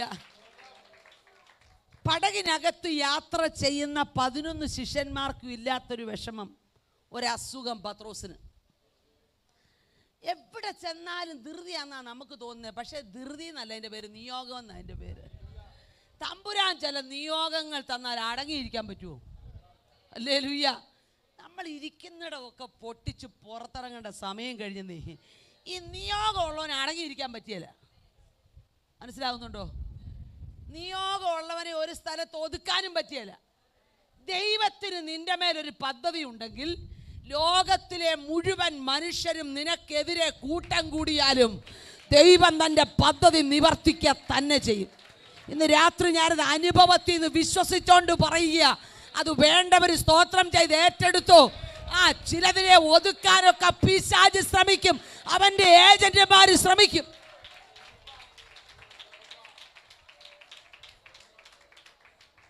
ഏറ്റവും കൂടുതൽ അപമാനിക്കപ്പെട്ട സ്ഥലം ഏതാ? വിളിയുള്ളവനെ അവിടെ ദൈവം ഉയർത്തും. ഞാൻ എൻ്റെ അനുഭവം പറയാം. ഞാൻ ഏറ്റവും കൂടുതൽ അപമാനിക്കപ്പെട്ടത് ഫേസ്ബുക്കിലൂടെയാ. ഹല്ലേലൂയ. അതെന്ത് സാധന? അതാണ് സാധനം. കൃപാവരമുള്ള ചിലർ അതിനു വേണ്ടി എഴുന്നേറ്റ്, തകർത്ത് തരിപ്പണമാക്കുവാൻ വേണ്ടി എഴുന്നേറ്റ്, എഴുതാവുന്നൊക്കെ എഴുതി വായിക്കാവുന്നൊക്കെ അക്ഷരം അറിയാവുന്നുണ്ടല്ലേ ചെയ്തട്ടോ. അവർക്കെതിരെ പ്രതികരിക്കാൻ എനിക്ക് നേരെയില്ല. ഇന്നെന്തിനാണെന്ന് അറിയത്തില്ല ഇതിവിടെ പറയുന്നത്. പ്രതികരിക്കാൻ കൃപയുള്ളവരെ പ്രതികരിക്കട്ടെ, നമ്മൾ പ്രതികരിക്കണ്ട. ഞാൻ പഠിച്ച പാഠം പറയാം, മിണ്ടാതിരിക്കാമെങ്കിൽ ദൈവം എഴുന്നേക്കും. നമ്മൾ പ്രതികരിച്ചാൽ എത്ര നേരം പ്രതികരിക്കും? വിളിയുള്ളവൻ പ്രതികരിക്കാൻ പോവുകയല്ലേ. ചില മനുഷ്യരുടെ വിചാരം അവരൊക്കെ പ്രതികരിക്കുമ്പോൾ എന്നെ തകർക്കാൻ. ചുമ്മാതാ. പ്രതികരിക്കാൻ കഴിവില്ലാഞ്ഞിട്ടല്ല. ഈ ഞാൻ വായിച്ചിട്ടുണ്ട്, വലിയൊരു കൊമ്പനാന കാടിളക്കി ഇങ്ങോട്ട് വരിക. ഇളക്കി വരുമ്പം പന്നി ചെളിക്കകത്ത് ഉരുണ്ട് നിൽക്കുക. അപ്പോൾ ഈ ആന നോക്കി പന്നിയെ നോക്കിയ ആന ആനയുടെ വഴിക്ക് പോയി. ആന അങ്ങ് പോയപ്പോൾ പന്നി പറയുവാ, കണ്ടോ എന്നെ പേടിച്ച് അനങ്ങാതെ പോയെന്ന്. എന്നെ പേടിച്ച് ആന അനങ്ങാതെ പോയെന്ന് പറഞ്ഞു. ആന തിരിഞ്ഞ് നിന്നേച്ച് പറഞ്ഞു, നിന്നെ പേടിച്ചിട്ടല്ല, ഈ ചെളി എൻ്റെ മേത്ത് പറ്റിക്കണ്ടെന്ന് ഓർത്താ. മനസ്സിലായോ? എല്ലാ ചെളിയും പറ്റിക്കാൻ നമുക്ക് നേരെയില്ല. എഴുതുന്നവർ എഴുതുക, വായിക്കുന്നവർ വായിക്ക്, അതിൽ കൃപാവരമുള്ളവർ അതിൽ സന്തോഷിക്കും. ഞങ്ങൾക്ക് നേരെയില്ല. ഞങ്ങളുടെ മേൽ ദൈവം നൽകിയ അഭിഷേകത്തിൽ ചെയ്യാൻ പറ്റുന്നതൊക്കെ ചെയ്തിട്ട് വിളിക്കുമ്പോൾ തിരിച്ചു പോകാൻ ഞങ്ങളിരിക്കുക. അതിന് പകരം എല്ലാത്തിനും മറുപടി പറയാനും, എല്ലാത്തിനെയും നോക്കി ചിരിക്കാനും, എല്ലാത്തിനും കൈ കൊടുക്കാനും, എല്ലാറ്റിനോടും കോംപ്രമൈസ് ചെയ്യാനും ഞങ്ങൾക്ക് സമയമില്ല. കരഞ്ഞൊരുപാട്. രഹസ്യ പ്രാർത്ഥനാ മുറിയിലോട്ട് കയറിയിട്ട് പറഞ്ഞു, സത്യമില്ലാത്തത് എഴുതിയെങ്കിൽ ആർക്കും ദോഷമൊന്നും വരണ്ട, പക്ഷെ നീ തെളിയിക്കണം. പറ്റുമോ പറയാൻ? ഇന്ന് രാത്രി സ്വർഗം ചിലരോട് ചോദിക്കുക, നിന്റെ ജീവിതം കൊണ്ട് നീ ചിലത് തെളിയിക്കണം. 100 കണക്കിന് മനുഷ്യർ നിനക്കെതിരെ നിന്നാലും നീ പ്രതികരിക്കേണ്ട. കാലം തെളിയിക്കും നീ ദൈവത്തിൻ്റെ കൂടെയാണ്. നിന്റെ കൂടെ ദൈവമുണ്ടെന്ന് തെളിയിക്കാൻ ദൈവത്തിന് ആഗ്രഹമുണ്ട്. മൗനമായിരുന്നാ മതി, നിന്റെ കൂടെ ദൈവം നിൽക്കും. യെസ്. വിളിയുള്ളവന്റെ പുറകെ ഇങ്ങനെ നടക്കുകയല്ലേ, വിളിയുള്ളവനെ തകർക്കാൻ ഇങ്ങനെ നടക്കുകയല്ലേ. നിന്റെ കുടുംബത്തിനകത്തൊരു വിടുതൽ ലഭിക്കേണ്ടത് നിന്നിലൂടെയാണെന്ന് പിശാച് കണ്ടാൽ നിന്നെ തകർക്കാൻ അവന്റെ പദ്ധതി. അത് കാണുമ്പോൾ മൗനമായിട്ടൊന്ന് പ്രാർത്ഥിച്ചാൽ മതി. വർഷങ്ങൾ ചിലത് കഴിഞ്ഞു, ഒത്തിരിയൊന്നും കഴിഞ്ഞില്ല, 2-3 വർഷമേ കഴിഞ്ഞുള്ളൂ. ഞാൻ വളരെ അഭിമാനത്തോടെ താഴ്മയോടെ പറയുക, ഇന്ന് ഏറ്റവും കൂടുതൽ ലൈവ് മെസ്സേജുകൾ ഫേസ്ബുക്കിൽ കൊടുക്കുന്നത് ഞാനാണ്. Price the Lord. ഹല്ലേലൂയ. ഒന്നും അഹങ്കാരമില്ല. അഹങ്കാരം വരുമ്പം ഞാൻ എഴുതിയത് ഓർക്കും. എഴുതി വെച്ചതും നിനക്കെതിരെ പ്രതികരിച്ചതും ഓർത്താ ഒന്നും അഹങ്കരിക്കണ്ട. പക്ഷെ ഏത് മേഖലയിലാണ് നിന്നെ തളർത്താൻ നോക്കിയേ, അതേ മേഖലയിൽ ദൈവത്തിൻ്റെ പദ്ധതി നിനക്ക് വേണ്ടി ഉയരും.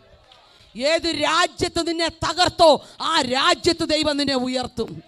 ഏത് ദേശത്തിൻ്റെ പേരിൽ നീ അപമാനിക്കപ്പെട്ടോ ആ ദേശത്ത് ദൈവത്തിൻ്റെ പദ്ധതി വെളിപ്പെടും. അപവാദങ്ങളുടെ കൂട്ടം നിന്നെ കാത്തിരുന്നാൽ നീ ഓർത്തോണം, ശുശ്രൂഷയിൽ എന്തൊക്കെയോ അസാധാരണ കാര്യങ്ങൾ നടക്കാൻ പോകുകയാണ്. ഹല്ലേലൂയ. അസാധാരണമായ കാര്യങ്ങൾ ചെയ്യാത്ത ആർക്കും വലിയ പ്രശ്നമൊന്നുമില്ല. ഞാൻ ദൈവത്തോട് പ്രാർത്ഥിച്ചു, കർത്താവേ എനിക്ക് അസാധാരണമായ ഒരു അഭിഷേകം തരണേന്ന്. പ്രാർത്ഥിച്ചപ്പോൾ അത്ര ഓർത്തില്ല, പക്ഷെ ഇപ്പം പലതും ഓർക്കുക. അസാധാരണമായ അഭിഷേകം തരും, പക്ഷേ അസാധാരണമായ വില നീ മുടക്കണം. മറ്റുള്ളവരൊന്നും ഇത്ര മുടക്കുന്നില്ല. നീ എന്തിനാ പ്രാർത്ഥിച്ചേ? നീ പ്രാർത്ഥിച്ചെങ്കിൽ അത് മേടിക്കാൻ റെഡി ആയിക്കൂ. മറ്റുള്ളവർ പോകാൻ ഇഷ്ടപ്പെടാത്ത വേദനയ്ക്കകത്തൂടെ നടക്കുന്ന ഭക്തനോട് പരിശുദ്ധാത്മാവിന് പറയാനൊരു ദൂതുണ്ട്. ഈ വേദനയ്ക്കകത്തൂടെ കടത്തിവിട്ടത് ഞാനാ. ഹല്ലേലൂയ. ഞാൻ കഴിഞ്ഞ ദിവസങ്ങളിൽ ചിന്തിച്ച ഒരു ചിന്ത നിങ്ങളോടൊന്ന് പറയാം. ഈ സമാഗമന കൂടാരത്തിൽ തെളിഞ്ഞു നിൽക്കുന്ന നിലവിളക്ക് കത്താൻ എന്തോ ഉപയോഗിക്കുന്നത്? ഇടിച്ചെടുത്ത തെളിവുള്ള ഒലിവെണ്ണ. ഞാൻ ആ ഭാഗം ഇങ്ങനെ ധ്യാനിച്ചപ്പോൾ ദൈവാത്മാവ് എന്നോട് പേഴ്സണലി പറഞ്ഞൊരു ദൂതാണ്, നിങ്ങൾക്ക് വേണേ എടുക്കാം. ഈ ഇടിച്ചെടുക്കുക എന്ന് പറഞ്ഞാൽ അന്ന് മിക്സിയിലും ഒന്നും അല്ലല്ലോ, മില്ലിലും ഒന്നുമല്ല. ഇവർ വീട്ടിൽ നിന്ന് ഇടിച്ചിടിച്ച് ഇതിനകത്തുള്ള എണ്ണ പുറത്ത് വരിക അല്ലേ? എണ്ണ പുറത്ത് വരണേ സാധാരണ ഇടി മതിയോ? അഭിഷേകം പുറത്ത് വരണേ സാധാരണ ഇടിയൊന്നും പോരാ. നീ ആരാന്ന് വെളിപ്പെടണമെങ്കിൽ സാധാരണ ഇടിയൊന്നും കൊണ്ടാ ശരിയാവിയല്ല. അപ്പം ഇടിച്ചെടുത്ത തെളിവുള്ള ഒലിവെണ്ണ. അപ്പം ഈ ഒലിവുകായ്കൾ ഒരുപാട് കിടക്കുന്നതിൻ്റെ ഇടയ്ക്കൊന്ന് കുറച്ച് സെലക്ട് ചെയ്താൽ ഇടി കൊള്ളുന്നത് കേട്ടോ. എല്ലാവർക്കും ഒന്നും ഇല്ലാത്ത ഇടിയാണ് നമ്മൾ കൊള്ളുന്നത്. പ്രത്യേകിച്ച് വെള്ളഷട്ടം ഇട്ടെന്ന് കണ്ടാൽ പിന്നെ ഇടിക്ക് വലിപ്പം കൂടുക. പിന്നെ എല്ലാവരും ഇടിക്കുന്ന പോലെ ഒന്നും ഇടിക്കണ്ടെന്നേ, നമ്മളെ അവരിടിച്ചോളും. നിന്ന് കൊടുത്താൽ മതി, ഇടിക്കാൻ റെഡി ആയിട്ടുണ്ട്. അവരുടെ കൃപാവരം അതാണ്, അവരിടിക്കട്ടെന്നേ. അപ്പം ഇടിച്ചെടുത്ത ഈ ഒലിവെണ്ണ ആലയത്തിൽ ചെല്ലുമ്പോൾ ഈ ഒലിവുകായ്കൾ നിലവിളക്കിൻ്റെ അടുക്ക ചെന്നേച്ച് ഇങ്ങനെ പറയുവാന്നൊന്ന് സങ്കല്പിച്ചേ. എന്തുമാത്രം ഇടി കൊണ്ടാണെന്നറിയാവോ ഞങ്ങളുടെ ഈ എണ്ണ പുറത്തു വന്ന്. ഞങ്ങളുടെ കൂടെയുള്ള പല ഒലിവുകായ്കളും ഇന്നും ഡൺലപ്പേ കിടക്കുക, ഒരു ഇടിയില്ല. അവരൊക്കെ സുഖിച്ച് കഴിയും. അവർക്ക് മാരുതി വേണോ, ഇന്നോവ വേണോ, അവർക്ക് 2 നില കഴിയും, എല്ലാം ചോദിക്കുന്നതിന് മുമ്പേ കൊടുക്കുക. പക്ഷെ ഞങ്ങൾക്ക് എന്നും ഇടിയ. നിലവിളക്ക് ക്രിസ്തുവിനെ കാണിക്കുന്നു. ആ ക്രിസ്തുവാകുന്ന നിലവിളക്കിലേക്ക് ഈ എണ്ണ ഒഴിക്കുമ്പോഴാണ് നമ്മുടെ പരാതി. എന്നെ ഇടിച്ച് എൻ്റെ അകത്തിരുന്ന് എണ്ണ പുറത്തു വന്നതാ കണ്ടോന്നൊക്കെ പറഞ്ഞാൽ ചെല്ലുന്നേ. ദൂത് കേട്ടോണേ. അന്നേരം അവിടെ ഇരിക്കുന്ന നിലവിളക്ക് തിരിച്ചൊരു കാര്യം പറയുക. നിലവിളക്കൊക്കെ ഉണ്ടാക്കുന്നത് പുറപ്പാട് പുസ്തകം 25 മുതലുള്ള അധ്യായം വീട്ടിൽ പോയി വായിച്ചാൽ മതി. നിലവിളക്ക് തങ്കം കൊണ്ടുള്ള നിലവിളക്ക് അടിപ്പ് പണിയായിട്ടാണ് പണിതേക്കുന്നത്. അടിപ്പ് പണിയായിട്ട് എന്ന് പറഞ്ഞാൽ ക്രിസ്തുവിനെ കാണിക്കുന്നതാണല്ലോ നിലവിളക്ക്. അടിപ്പ് പണി എന്ന് പറഞ്ഞാൽ അതിൻ്റെ അർത്ഥം ഹാമേഡ് എന്ന് പറഞ്ഞാൽ ഈ ചുറ്റിക കൊണ്ട് അടിച്ചടിച്ചാണ് അടിപ്പ് പണിയായിട്ട് വിളക്കുണ്ടാക്കിയേക്കുന്നത്. അപ്പം ഇവിടുന്ന് ഈ എണ്ണ വേദനപ്പെട്ട് അവിടെ ചെന്ന് കായ്കൾ പറയാം, ഞങ്ങളെ ഇടിച്ചാകട്ടോ, ഞങ്ങൾ പുറത്ത് വന്നേ പറയുമ്പം വിളക്ക് ഇങ്ങോട്ട് പറയുക, നീ ഇത്രയല്ലേ കൊണ്ടുള്ളൂ, ഞാൻ ചുറ്റിയോണ്ട് ഹാമേഡായിട്ടാണ് ഇവിടെ ഇരിക്കുന്നത്. ഇന്ന് രാത്രി മനസ്സിലായെങ്കിലേ സ്തോത്രം പറയാവുള്ളൂ. ഹല്ലേലൂയ എന്ന് പറഞ്ഞാൽ നീ ഒരു നിസ്സാര ഇടി കൊണ്ടപ്പോൾ തളർന്നു പോകുവാണോ? ഞാൻ കൊണ്ടയാടി ഉഴവുചാലുകൾ പോലെ എൻ്റെ പുറം കീറി, ഓറിക്കഥനാഴത്തിൽ എൻ്റെ പുറം കീറി, എൻ്റെ തലയിൽ മുൾക്കിരീടം വെച്ച് ആഞ്ഞടിച്ചു. എനിക്ക് പിന്മാറാൻ കഴിയാതെ വണ്ണം, പ്രതികരിക്കാൻ കഴിയാതെ വണ്ണം എൻ്റെ മുഖത്തേറ്റ തൂപ്പലും രക്തവും എൻ്റെ വായിലേക്ക് ഒഴുകി വന്നപ്പോൾ ഈ കൈ കൊണ്ടൊന്ന് തുടയ്ക്കാൻ പോലും പറ്റാതെ എൻ്റെ കൈകളാണ് അടിക്കപ്പെട്ടു. ഞാൻ ആ വേദന സഹിച്ചത് കുഞ്ഞേ നിനക്ക് വേണ്ടിയാ.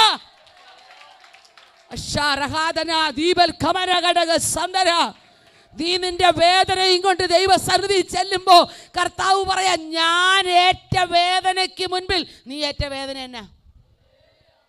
അത് കേൾക്കാത്തോണ്ടാ ഈ വേദന പൊക്കി പിടിക്കുന്നത്. അയ്യോ ഞങ്ങൾ വിശ്വാസത്തിൽ വന്നിട്ട് ഞങ്ങളുടെ വീട്ടിൽ പ്രതികൂലാണ് പറയല്ലേ. ഇത് പറയേണ്ട സ്ഥലം വീട്ടിനകത്തെ പ്രാർത്ഥനാ മുറിയാ. തമ്പുരാനോട് പറയണം, കർത്താവേ എനിക്കിത് സഹിക്കാൻ മേല, എനിക്കിത് ഇച്ചിരി കൂടുതലാ. പറയുമ്പോൾ കർത്താവ് പുറമൊന്ന് കാണിക്കും. മിണ്ടാനൊക്കത്തില്ല. പിന്നെ മനസ്സിലാകുന്നുണ്ടോ? എത്ര വേദന സഹിച്ചാലും തമ്പുരാൻ സഹിച്ചിടത്തോളം സഹിച്ചില്ലല്ലോ. ഹല്ലേലൂയ. ഞാനൊരു പെൺകുട്ടിയുടെ സാക്ഷ്യം വായിച്ചിട്ടുണ്ട്. അവളുടെ കൈയും കാലും എല്ലാം പാരലൈസ്ഡാ. ഹല്ലേലൂയ. അവൾക്ക് കൈയൊന്നും അനക്കാനൊക്കത്തില്ല. അവളുടെ ജ്യേഷ്ഠത്തെയാണ് ശുശ്രൂഷിക്കുന്നത്. ഒരു ദിവസം അവൾക്ക് ഇങ്ങനെ ജലദോഷം വന്ന് അവളുടെ മൂക്കിലൂടെ വെള്ളം ഒഴുകുക. പാതിരാ സമയം വരെ തൻ്റെ ചേട്ടത്തി അവളെ ശുശ്രൂഷിച്ചു. ഉറക്കം വന്നപ്പോൾ ആ സഹോദരി പോയി കിടന്നു. ഇവൾക്ക് ഉറങ്ങാൻ പറ്റാതെ ഇവൾ അവിടെ കിടന്നുകൊണ്ട് ഇങ്ങനെ പ്രാർത്ഥിച്ചു, കർത്താവേ, നിനക്കെല്ലാം മനസ്സിലാകും, നീ എല്ലാം അനുഭവിച്ചിട്ടുണ്ട്, പക്ഷേ ഞാൻ ഇപ്പം അനുഭവിക്കുന്നത് നീ അനുഭവിച്ചിട്ടുണ്ടോ? അതിനാ മൂക്കിൽ നിന്നൊഴുകുന്ന വെള്ളം ഒന്ന് തുടയ്ക്കാൻ പറ്റാതെ ഞാൻ അനുഭവിക്കുന്ന വേദന നീ അനുഭവിച്ചിട്ടുണ്ടോ? കർത്താവ് പറഞ്ഞു, മോളെ, ഞാൻ അനുഭവിക്കാത്ത ഒരു വേദനയില്ല. ഹല്ലേലൂയ. അവൻ ചോദിച്ചു, പിന്നെ ഇതുപോലൊരു അനുഭവം നിനക്കുണ്ടോ? പിന്നില്ലേ, കൈ രണ്ടും ആണിയാ, മുഖത്തൂടെ തുപ്പലൊഴുകുന്നതിൻ്റെ പുറത്തോട്ട് ബ്ലഡും കൂടെ വന്നിട്ട് ആ മുൾക്കിരീടത്തിൽ ഒഴുകുന്ന ആ തുപ്പലും രക്തവും കൂടെ എൻ്റെ വായിലോട്ട് വീണപ്പം ഈ കൈ കൊണ്ടൊന്ന് തുടയ്ക്കാൻ പറ്റാതെ ഞാൻ കിടന്നത് നിനക്കറിയാവോ എന്ന് ചോദിച്ചു. അവൾ അന്ന് രാത്രി ദൈവത്തോട് പറഞ്ഞു, കർത്താവേ, ഞാനിനി പരാതി പറയില്ല.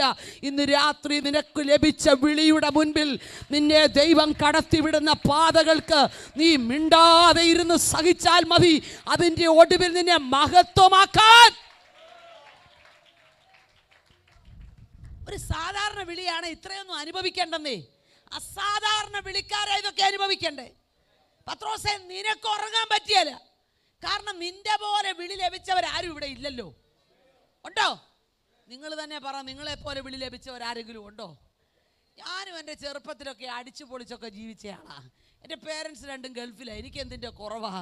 പക്ഷേ എൻ്റെ അമ്മയ്ക്ക് എന്നുമുള്ള പ്രാർത്ഥന, കർത്താവേ, എൻ്റെ 2 പെൺമക്കളും കർത്താവിൻ്റെ വേലക്കാരാകും. ഹല്ലേലൂയ. എനിക്കിത് കേൾക്കുന്നിടത്തോളം ദേഷ്യം വേറൊന്നുമില്ല. ജോലി ചെയ്ത് സമ്പാദിച്ച് ദശാംശം കൊടുത്താൽ പോരെ? ദൈവത്തിന് ഇപ്പം ദശാംശം വേണ്ട, എടുക്കുന്നില്ല അങ്ങോട്ട്. ആളെ മതി. ആള് പോകാനുണ്ടോന്നാ ചോദിച്ചേ. ഞാനിങ്ങനെ ഇരിക്കുമ്പോൾ എൻ്റെ 19ാമത്തെ വയസ്സിൽ എൻ്റെ അമ്മ മരിച്ചു. അമ്മ മരിക്കുന്നതിൻ്റെ അന്ന് രാവിലെ ഇതാ പ്രാർത്ഥന. പക്ഷേ അമ്മയുടെ മരണത്തിൻ്റെ ശേഷം ഞാൻ ആ പ്രാർത്ഥന വിശ്വാസത്താൽ ഏറ്റെടുത്തു. നിങ്ങൾക്കറിയാമോ, പിന്നെ കല്യാണം കഴിച്ചങ്ങ് 19 വയസ്സ് കഴിഞ്ഞപ്പോഴേ കല്യാണം കഴിച്ചു. ചെന്ന വീട്ടിൽ സുഖമായിരുന്നു. കാരണം നമ്മുടെ വിളി എങ്ങനെ പുറത്തു വരണം അതിന് വേണ്ട സകല സാഹചര്യങ്ങളും അവിടെ ഉണ്ടാകും. ബാക്കി കൂടുതൽ പറയുന്നില്ല. അവിടെ ഇട്ട് നമ്മളെ ശരിക്ക് ഇടിച്ച് ചതച്ച എണ്ണ പുറത്ത് കൊണ്ടുവന്നു, അത്രേ ഉള്ളൂ. അപ്പം നമ്മൾ ചോദിക്കും, എന്ത് കാര്യത്തിലാണ് ഞാൻ ഈ തെക്ക് ചെങ്ങന്നൂരെങ്ങാനും വളർന്നോളിയല്ലേ, എന്നെ എന്തിനാ ഈ വടക്കൻ ദേശത്തേക്ക് നീ അയച്ചത്? കർത്താവ് പറഞ്ഞു, വടക്കോട്ടാ നിൻ്റെ ശുശ്രൂഷ കിടക്കുന്നത്. ഇന്ന് വടക്കൻ ജില്ലകളിലാണ് എൻ്റെ ശുശ്രൂഷ കൂടുതൽ. ഞാൻ ചോദിച്ചു, കർത്താവേ, ചെങ്ങന്നൂർ എന്നുള്ള പേരല്ലേ നല്ലത്, അത് ഇപ്പം ഈ കിടക്കുന്ന പേരിലേക്ക് കൊണ്ടുവരണോ? വേണം മോളെ. ആരും അധികം ദൈവത്തെ ആരാധിക്കാൻ, സത്യദൈവത്തെ ആരാധിക്കാൻ ഇല്ലാത്തൊരു ദേശത്ത് ചെന്ന് ഒരുപാട് വില മുടക്കി വിരലേൽ എണ്ണാനുള്ള വിശ്വാസികളെ കണ്ടുകൊണ്ട് ചെന്നതാ. ഇന്ന് 100 കണക്കിന് വിശ്വാസികൾ ആ ദേശത്ത് എഴുന്നേറ്റിട്ടുണ്ട്. ഇന്ന് പകൽ ദൈവം നിന്റെ വിളിയുടെ ഫലമായി നിന്നെ ചില സ്ഥലങ്ങളിലേക്ക് അയച്ചാൽ നീ പിറുപിറുക്കരുത്. ഓ, എനിക്കിതേ കിട്ടിയുള്ളല്ലോ എന്ന് പറയരുത്. നിന്നിലൂടെ ദൈവം ചിലരെ കണ്ടുകൊണ്ടിരിക്കുകയാകട്ടോ. മറ്റു പലരും തള്ളിക്കളഞ്ഞ ചിലതിനെ നിന്നിലൂടെ പുറത്തു കൊണ്ടുവരാൻ ദൈവത്തിന് പദ്ധതിയുണ്ട്.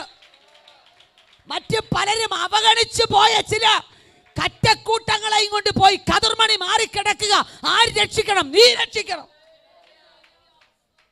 അങ്ങനെ അയച്ചാൽ പോവൂ, അങ്ങനെ അയച്ചാൽ പോവോ? പിന്നെ ഒന്നാന്തരം ജോലിയൊക്കെ കളഞ്ഞിച്ച് വിളി വേണ്ട. നിന്റെ മേൽ വിളിയുണ്ടെന്ന് തമ്പുരാൻ വെളിപ്പെടുത്തിയാൽ നിന്നെ പുറത്തു കൊണ്ടുവരാനുള്ള വഴിയും ദൈവത്തിൻ്റെ കയ്യിലുണ്ട്. അല്ലേ? ചിലർ പറയും, ഓ, ജോലിയൊക്കെ ചെയ്ത് ശമ്പളം കിട്ടുമ്പം ദശാംശം കൊടുത്തേക്കാം. വേണ്ട, നീ അങ്ങനൊന്നും വേണ്ട, ദശാംശം ഒന്നും വേണ്ട. നിനക്ക് പോകാവോ? നീ ചെന്നാൽ വിടുവിക്കപ്പെടേണ്ട ഒരു കൂട്ടമുണ്ടെങ്കിൽ നീ തന്നെ ചെല്ലണം. അതിനാ ദൈവം നിന്നെ വിളിച്ചത്. ഞാൻ വീണ്ടും വരിക, പത്രോസിലേക്ക് വരിക. പത്രോസേ, നിന്റെ പ്രത്യേകത എന്നാന്ന് നിനക്കറിയത്തില്ല. നീ ആരാകാനുള്ള ആളാന്ന് നിനക്കറിയത്തില്ല. അതുകൊണ്ടാണ് നീ മറുത്ത് നിൽക്കുന്നത്. ഇപ്പം നീ പ്രാർത്ഥിച്ചാൽ ഭാവിയിൽ നിന്റെ ശുശ്രൂഷയിൽ വ്യത്യാസം വരാൻ പോവാ. നീ ഇന്നലെ വരെയുള്ള പത്രോസ് അല്ല കേട്ടോ, നീ ആള് മാറാൻ പോവാ. എവിടാ മാറിയെന്ന് പറഞ്ഞ് ഞാൻ നിർത്താം. എവിടാ മാറിയേ? ഈ ആൾക്കാർ പറയുവേ, വല്ല കാര്യമുണ്ടോ പത്രോസിന് കർത്താവിനെ തള്ളി പറയണ്ടേ? ശരിയല്ലേ? നമ്മൾ ആലോചിച്ച് നോക്കുമ്പോൾ കുറ്റം പറയാൻ ഒരു വകുപ്പൂടുണ്ട്. പത്രോസ് തള്ളിപ്പറഞ്ഞു കേട്ടോ, കർത്താവിനെ തള്ളിപ്പറഞ്ഞു. ഞാൻ പത്രോസിനോട് ചോദിച്ചു, പത്രോസ്, നീ എന്തിനാ തള്ളിപ്പറഞ്ഞ്? പത്രോസ് പറഞ്ഞു, സഹോദരി, എൻ്റെ കൂടെയുള്ളവരെല്ലാം റോമാ ഗവൺമെൻറ്റിനെ പേടിച്ച് 3 പൂട്ട് പൂട്ടി അകത്ത് കയറിയിരിക്കുക. മനസ്സിലായോ? അകത്തിരിക്കുക. ആരും യേശുവിൻ്റെ കൂടെ ഉള്ളവരാണെന്ന് അറിയാതിരിക്കാൻ അകത്ത് കയറിയിരിക്കുക. എൻ്റെ കർത്താവിന് എന്ത് സംഭവിക്കുമെന്നറിയാൻ എൻ്റെ ആകാംക്ഷ കൊണ്ട് ഞാൻ പോയതാ. വല്ലതും മനസ്സിലാകുന്നുണ്ടോ?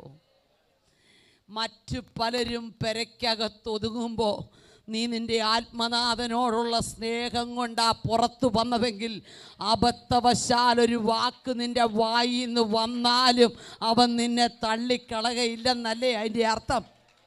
ഇന്ന് പലരും കുറ്റം പറയും, ഞങ്ങളൊക്കെ പള്ളിയിൽ നിൽക്കുന്നു, ഞങ്ങളൊക്കെ അമ്പലത്തിൽ നിൽക്കുന്നു, ഞങ്ങൾക്കൊന്നും ഒരു കുഴപ്പമില്ല, ഞങ്ങളുടെ മക്കളൊക്കെ പഠിക്കുന്നു, ജോലി ചെയ്യുന്നു, നീ എന്നെ ആരാധിക്കാൻ ഇറങ്ങിയിട്ടൊരു വിടുതലില്ലാത്തേ. മറുപടി പറയാൻ വരട്ടെ. രാവിലെ ഞാൻ പറഞ്ഞ പോലെ നിത്യതയിലുള്ള നിക്ഷേപത്തെക്കുറിച്ച് കണ്ടുപിടിച്ചവന് ഇതൊന്നും ഒരു വിഷയമല്ലെന്നേ. ആത്മാർത്ഥതയിൽ നിന്നാ പത്രോസ് അരമനയ്ക്കകത്തോളം ചെന്നത്. ഇന്ന് രാത്രി നീ സകലത്തെയും അവഗണിച്ച് കൂട്ടുകുടുംബക്കാരെയും വീട്ടുകാരുടെയും അപ്രീതി സമ്പാദിച്ച് നീ ദൈവസഭയ്ക്കകത്ത് മുട്ടുകുത്തിയതിൻ്റെ പിൻപിൽ സ്വർഗത്തിന് നിന്റെ മേൽ ചിലത് തരാനുണ്ട് കേട്ടോ. ലോകത്തിൽ ആരും നിന്നെ അംഗീകരിക്കാതെ മാറ്റിക്കളഞ്ഞ സ്ഥാനത്ത് പരിശുദ്ധാത്മാവിന്ന് രാത്രി സഹോദരി നിന്റെ മുഖത്ത് നോക്കി ദൂത് വിളിച്ച് പറയുക, നിന്നെ ഒന്നിനും കൊള്ളില്ലെന്ന് പറഞ്ഞവരുടെയൊക്കെ നടുവിൽ നീ ആരാണെന്ന് കൂടെ നിന്ന് തെളിയിക്കാൻ ദൈവത്തിന് ആഗ്രഹമുണ്ട്. ഒന്ന് നിന്നുകൊടുക്കാൻ പറ്റുമോ? നമ്മുടെ വിചാരം നിന്നുകൊടുക്കാനല്ല, നമ്മളെന്തോ അങ്ങ് ചെയ്യാനാ. കർത്താവ് പറയും, നീ ഒന്നും ചെയ്യണ്ട, നിനക്കൊന്ന് നിൽക്കാവോ? നിനക്ക് എനിക്ക് വേണ്ടി ഒന്ന് നിന്ന് തരാവോ? രാത്രി ദൈവം ചിലരോട് ചോദിക്കുക, എൻ്റെ ആളാണ് നീ എന്ന് പറയാൻ ഈ ലോകത്തിൽ നിനക്കൊന്ന് നിന്ന് തരാവോ? അങ്ങനെ നിന്നു കൊടുക്കാൻ ആളുണ്ട്. തമ്പുരാൻ ചിലത് ചെയ്യാൻ പോവാ. ദൈവജനമേ, നിങ്ങൾ ദൈവത്തിൻ്റെ ആളാണെന്ന് തെളിയിക്കാൻ ദൈവത്തിന് ആഗ്രഹമുണ്ട് കേട്ടോ.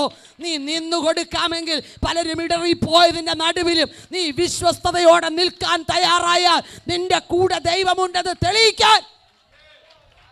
ഓ ശമനാദികൾ ഖമനഘടക സണ്ടര, മറ്റു പലരുടെയും മുൻപിൽ ദൈവം നിനക്ക് വേണ്ടി ചിലത് സംസാരിക്കാൻ പോകുക. ദൈവത്തിനറിയാം എങ്ങനെ സംസാരിക്കണമെന്ന്, ഏത് രീതിയിൽ എപ്പോൾ വേണമെന്നൊക്കെ അറിയാം. എതിർത്ത് നിന്ന് എത്രയോ പേരിന്ന് അകത്ത് കയറി. അല്ലേ ലുഹിയ. ഞാൻ എന്നെ വിവാഹം കഴിച്ചുകൊണ്ട് ചെന്ന വടക്കൻ ദേശത്ത് അന്ന് ചെല്ലുമ്പോൾ വിശ്വാസികളേ ഇല്ല. കത്തോലിക്ക സഹോദരങ്ങളാ ചുറ്റും പാർക്കുന്നു. എൻ്റെ പൊന്നെ, ഞാൻ കേൾക്കാത്ത ചീത്തയില്ല. ഞാൻ വെള്ളസാരി ഉടുത്തോണ്ട് ഞായറാഴ്ച ഇറങ്ങുമ്പോൾ അവർ പറയാവുന്നതെല്ലാം പറയും. ഒരു ഭർത്താവ് കൂടെ പോകുന്നുണ്ട്, എന്നിട്ടും വിധവയെ പോലെ നടക്കുന്നതെന്നൊക്കെ പറയും. അച്ഛനതൊന്നും കേട്ടിട്ട് പിന്നെ മൈൻഡ് ചെയ്യാതിരുന്നതുകൊണ്ട് ഞാൻ ദൈവത്തെ സ്തുതിക്കുക. ഞാൻ പറയട്ടെ, അവരുടെയൊക്കെ നടുവിൽ ദൈവം ആരാന്ന് വെളിപ്പെടുത്താൻ. അല്ലേ ലൂയ്യ. കുറച്ചുകൂടെ പറഞ്ഞാൽ ഞാൻ ചെന്ന ദേശത്തിൻ്റെ പേരിലാണ് ഞാനിന്നറിയപ്പെടുന്നത്. കീഴൂരെന്ന് പറയുന്ന ഒരു ദേശം ലോകരാജ്യങ്ങളിൽ അറിയപ്പെടാൻ ഈ പുസ്തകം ചുമന്നുകൊണ്ട് സഹായിച്ചു.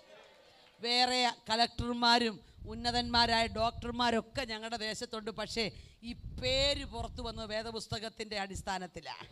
ഇന്ന് രാത്രി നിന്നെ തള്ളിക്കളഞ്ഞവരുടെ നടുവിൽ, നിന്റെ ദൈവം ആരെന്ന് ചോദിച്ചവരുടെ നടുവിൽ നിന്റെ പേരുയർത്താൻ ദൈവത്തിന് പദ്ധതിയുണ്ട്. ലോക ചരിത്രത്തിൽ സംഭവിക്കാത്ത ചിലത് നിന്നിലൂടെ ചെയ്ത് ദൈവത്തിന് നിന്നെ പുറത്തു കൊണ്ടുവരും. നിന്റെ തലമുറ മുഴുവൻ മടങ്ങി വരുമെന്ന് വിശ്വസിക്കണം. നിന്റെ തലമുറ മടങ്ങി വരുമെന്ന് വിശ്വസിക്കണം. നമുക്ക് ഇപ്പോഴത്തെ കാലാവസ്ഥ നോക്കിയാൽ ഒന്നും സംഭവിക്കുകയെന്നാ തോന്നുന്നത്. സാഹചര്യം നോക്കിയാൽ നടക്കുകയില്ല. ഇതുപോലുള്ള സാഹചര്യത്തിൽ മറ്റു പലർക്കും പലതും നടന്നിട്ടുണ്ടല്ലോ, അതൊക്കെ ഉള്ളൂ. ഇല്ല, അങ്ങനെ ഒരു വഴി എനിക്ക് വേണ്ട. ഞാൻ പറഞ്ഞത് നിങ്ങൾക്ക് മനസ്സിലാകുന്നുണ്ടോ? ചിലർ പറയും ഇതേ സംഭവം ഞങ്ങളുടെ അമ്മാച്ചൻ്റെ വീട്ടിലുണ്ടായതാ, അന്ന് അതിൻ്റെ റിസൾട്ട് അതായിരുന്നു. കേൾക്കരുത് കേട്ടോ. പുതിയൊരു വഴിയാണ് ദൈവം തുടക്കാൻ പോകുന്നത്.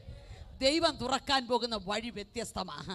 ആ വഴിക്കകത്ത് ദൈവത്തിൻ്റെ കരുതലുകളെല്ലാം വെളിപ്പെടുക. ഓ, ഞങ്ങളുടെ വീട്ടിൽ ആ സംഭവം വന്നപ്പോൾ ആ രോഗി മരിച്ചു കേട്ടോ, പക്ഷെ നിന്റെ വീട്ടിൽ മരണം നടക്കുകയില്ല. നിന്റെ വീട്ടിലെ മരണത്തെ മാറ്റി അത് ജീവനാക്കി മാറ്റുവാനാ ദൈവം നിന്നെ വിളിച്ചത്. നീ ചിലതിൻ്റെ മുഖത്ത് നോക്കി പറയണമില്ല, നിന്നെ ഞാൻ വിട്ടുകൊടുക്കയില്ല. പറയാൻ പറ്റുമോ? ചിലതിനെ നോക്കി വിട്ടുകൊടുക്കുക എന്ന് പറയാൻ പറ്റുമോ? പറയണം. പത്രോസ് ആത്മാർത്ഥതയുടെ പുറകിൽ കർത്താവിനെ അന്വേഷിച്ച് ചെന്നതാ. അതുകൊണ്ട് അവൻ തള്ളി പറഞ്ഞെന്നുള്ളത് ശരിയാ. പക്ഷേ ഞാൻ വേഗത്തിൽ പറയട്ടെ, കർത്താവിന് അവനോട് പിണക്കമില്ല, പിന്നെ നമ്മളെന്തിനാ അവനോട് പിണങ്ങുന്നത്? ചിലരിങ്ങനെ പത്രോസിനെ അങ്ങോട്ട് വല്ലാതെ കുറ്റം പറഞ്ഞൊക്കെ പറയുമ്പം കർത്താവ് ഒരു കുറ്റവും പറയണില്ല. ഞാൻ പിന്നീട് പഠിച്ചപ്പം കർത്താവ് പിന്നെയും ചെല്ലുക അവൻ്റെ പുറകെ. ഹലോ, മനസ്സിലാവുന്നുണ്ടോ? എടാ, നിന്റെ മേലൊരു വിളിയുണ്ടെങ്കിൽ നീ പോകാമെന്ന് വെച്ചാലും നിനക്ക് പോകാൻ പറ്റിയത്. ഞാൻ ഈ മാർഗത്തിൽ ഇല്ലെന്നും പറഞ്ഞ് നീ പോയാലും പിടിച്ചോടിച്ച് മടക്കി നിന്നെ ഇതിനകത്ത് കൊണ്ടു. അതാ വിളിയുടെ പ്രത്യേകത. പത്രോസ് തള്ളി പറഞ്ഞേച്ച് പുള്ളി അടങ്ങി ഒരെണ്ണം തിരുന്നേക്കാന്ന് ഓർത്തു. തമ്പുരാൻ അങ്ങ് ചെന്നു. കുറച്ച് ദിവസം കഴിഞ്ഞപ്പോൾ പത്രോസിന് തോന്നി ഇനി ഇപ്പം മീൻ പിടിക്കാൻ തന്നെ പോകുന്നതാണ് നല്ലത്. പറഞ്ഞു തന്നെയായിരുന്നു, ഞങ്ങൾ സകലവും വായിച്ചിട്ടില്ലയോ? സകലവും വിട്ടെങ്കിൽ പിന്നെ വല എവിടുന്ന കിട്ടിയ? പടക എവിടെ ഇരിക്കുമായിരുന്നു? എടാ, വല കൈ വെച്ചാ വിട്ടെന്ന് പറഞ്ഞു. ഇന്ന് പലരും അങ്ങനെയാ, പലതും കൈ പിടിച്ചോണ്ട് പറഞ്ഞു ഞാൻ വിട്ടു കേട്ടോ, വിട്ടു. എവിടാ? ഒന്നും വിട്ടില്ല, വിടേണ്ടതൊന്നും വിട്ടിട്ടില്ല. വലയെടുത്തോണ്ട് പുറത്തേക്ക് ഇറങ്ങിയപ്പോൾ വീട്ടിൽ പോയി വായിച്ചാൽ മതി, വായിക്കാൻ സമയമില്ല. യോഹന്നാന്റെ സുവിശേഷം 21-ാം അധ്യായത്തിൽ വേറെ 6 പേരും കൂടെ പോയി കൂടെ. വിളിയുള്ളവൻ പിന്മാറിയാൽ കൂടെ ചെല്ലും കൂടെ പോരും. അതുകൊണ്ട് വിളി ലഭിച്ച നീ ഒരു സാഹചര്യത്തിലും പിന്മാറരുത്. വിളി ലഭിച്ചവൻ പിടിച്ചു നിൽക്കണം. അല്പം പ്രയാസമെന്ന് തോന്നിയാലും പിടിച്ചു നിന്നോ, നിന്നെ ദൈവം പിടിച്ചു നിർത്തും. 6 പേരും കൂടെ ചെന്ന് ഞങ്ങൾ പോരുവാന്ന് പറഞ്ഞു. അങ്ങനെ ചിലരുണ്ട്. നീ എങ്ങോട്ടാ പോണേ? ഞാൻ ഇന്നിപ്പോൾ ഇവിടെ ലോഗോസിൽ പോയി. എന്നാൽ ഞാനും പോരുന്നു. വെറുതെയാ, ഒരു പ്രയോജനമില്ല. വിളി നിൻ്റെ മേലേ ഉള്ളൂ. ചുമ്മാ കണ്ടിറങ്ങുന്നവരൊക്കെ കുറച്ച് കഴിയുമ്പോൾ തിരിച്ചു പോകും. പക്ഷെ തമ്പുരാൻ പിടിച്ചോണ്ട് വന്നതാണെങ്കിൽ പോണമെന്ന് വിചാരിച്ചാലും പോകാൻ പറ്റിയല്ല. അതുകൊണ്ടല്ലേ നമ്മളൊക്കെ ഇങ്ങനെ നിൽക്കുന്നേ. നമ്മുടെ പകുതി ഈ കോട്ടും ഒക്കെ ഇട്ട് സ്കാർഫും ഒക്കെ ഇടുമ്പോൾ നല്ല സുഖമാണ്. പക്ഷേ അനുഭവിക്കുന്ന പകുതി അനുഭവിച്ചാൽ പലരും സഭയെ കാണുകയില്ലായിരുന്നു. അപ്പം ഇത് അനുഭവിക്കാൻ തന്നപ്പോൾ തമ്പുരാൻ അറിയാം ഇവളെന്ത് സഹിച്ചാലും ഇവള് പോയല്ല. അങ്ങൻ്റെ ഉറപ്പ് നമ്മളെക്കുറിച്ച് തമ്പുരാനുണ്ടോ? ഇവളെന്നാ സഹിച്ചാലും എന്നെ വിട്ടു പോകുകയില്ലെന്ന് തമ്പുരാന് നമ്മളെക്കുറിച്ച് ഒരു ഉറപ്പുണ്ടോ?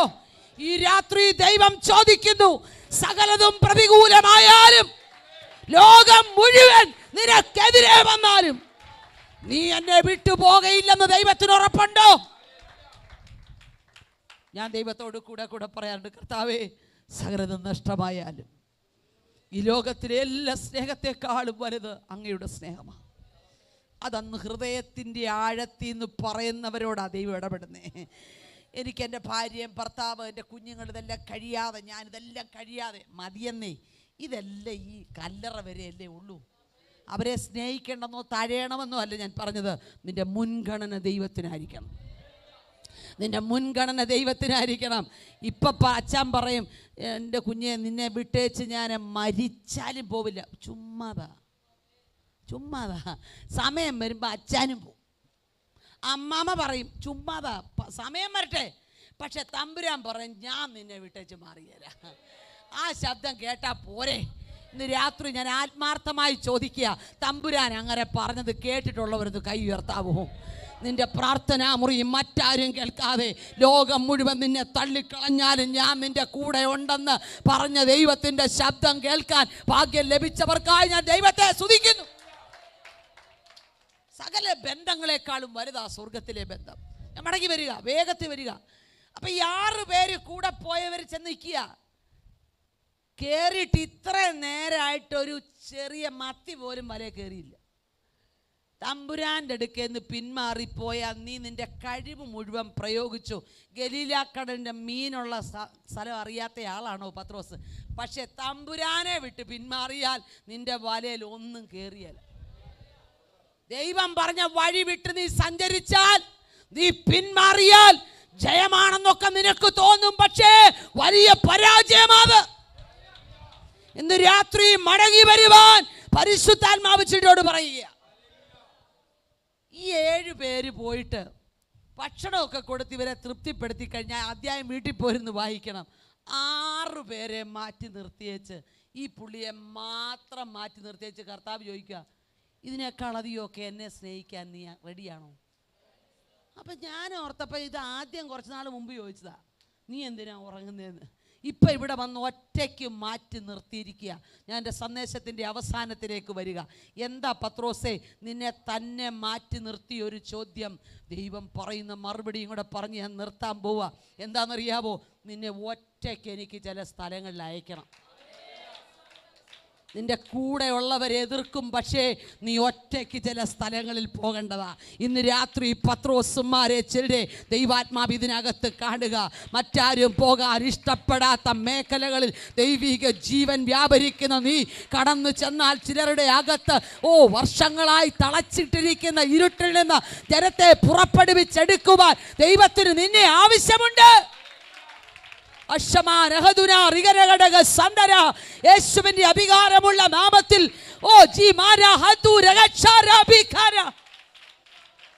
പത്രോസേ നിന്റെ ചിന്താഗതികൾക്ക് പോലും വ്യത്യാസം വരുത്തി എനിക്ക് നിന്നെ ഉപയോഗിക്കാനുണ്ട്. അതുകൊണ്ടാണ് നീ പോയിട്ട് നിന്നെ വിടാതെ ഞാൻ പുറകെ നടക്കുന്നേ. ഇന്ന് രാത്രി പലപ്പോഴും പരിശുദ്ധാത്മാവ് പിറകെ നടന്ന് സംസാരിക്കുന്നത് നിന്നെ മറ്റുള്ളവരെക്കാൾ വ്യത്യസ്തമായി ദൈവത്തിന് ഉപയോഗിക്കാനാണ്. ഇന്ന് രാത്രി നിന്റെ ഉറക്കം മാറ്റിവെച്ച് നിന്റെ മേലുള്ള വിളി തിരിച്ചറിയാൻ പരിശുദ്ധാത്മാവ് ഒരു ദൂത് പറയുകയാ. പരിശുദ്ധാത്മാവ് ചിലരെ തൊട്ടുണർത്തുകയാ. എന്തിനാണെന്നറിയാമോ? നിന്റെ കൂടെയുള്ള 11 പേർക്കും മനസ്സിലാകാത്ത ഒരു വിളി നിന്റെ മേലുണ്ട്.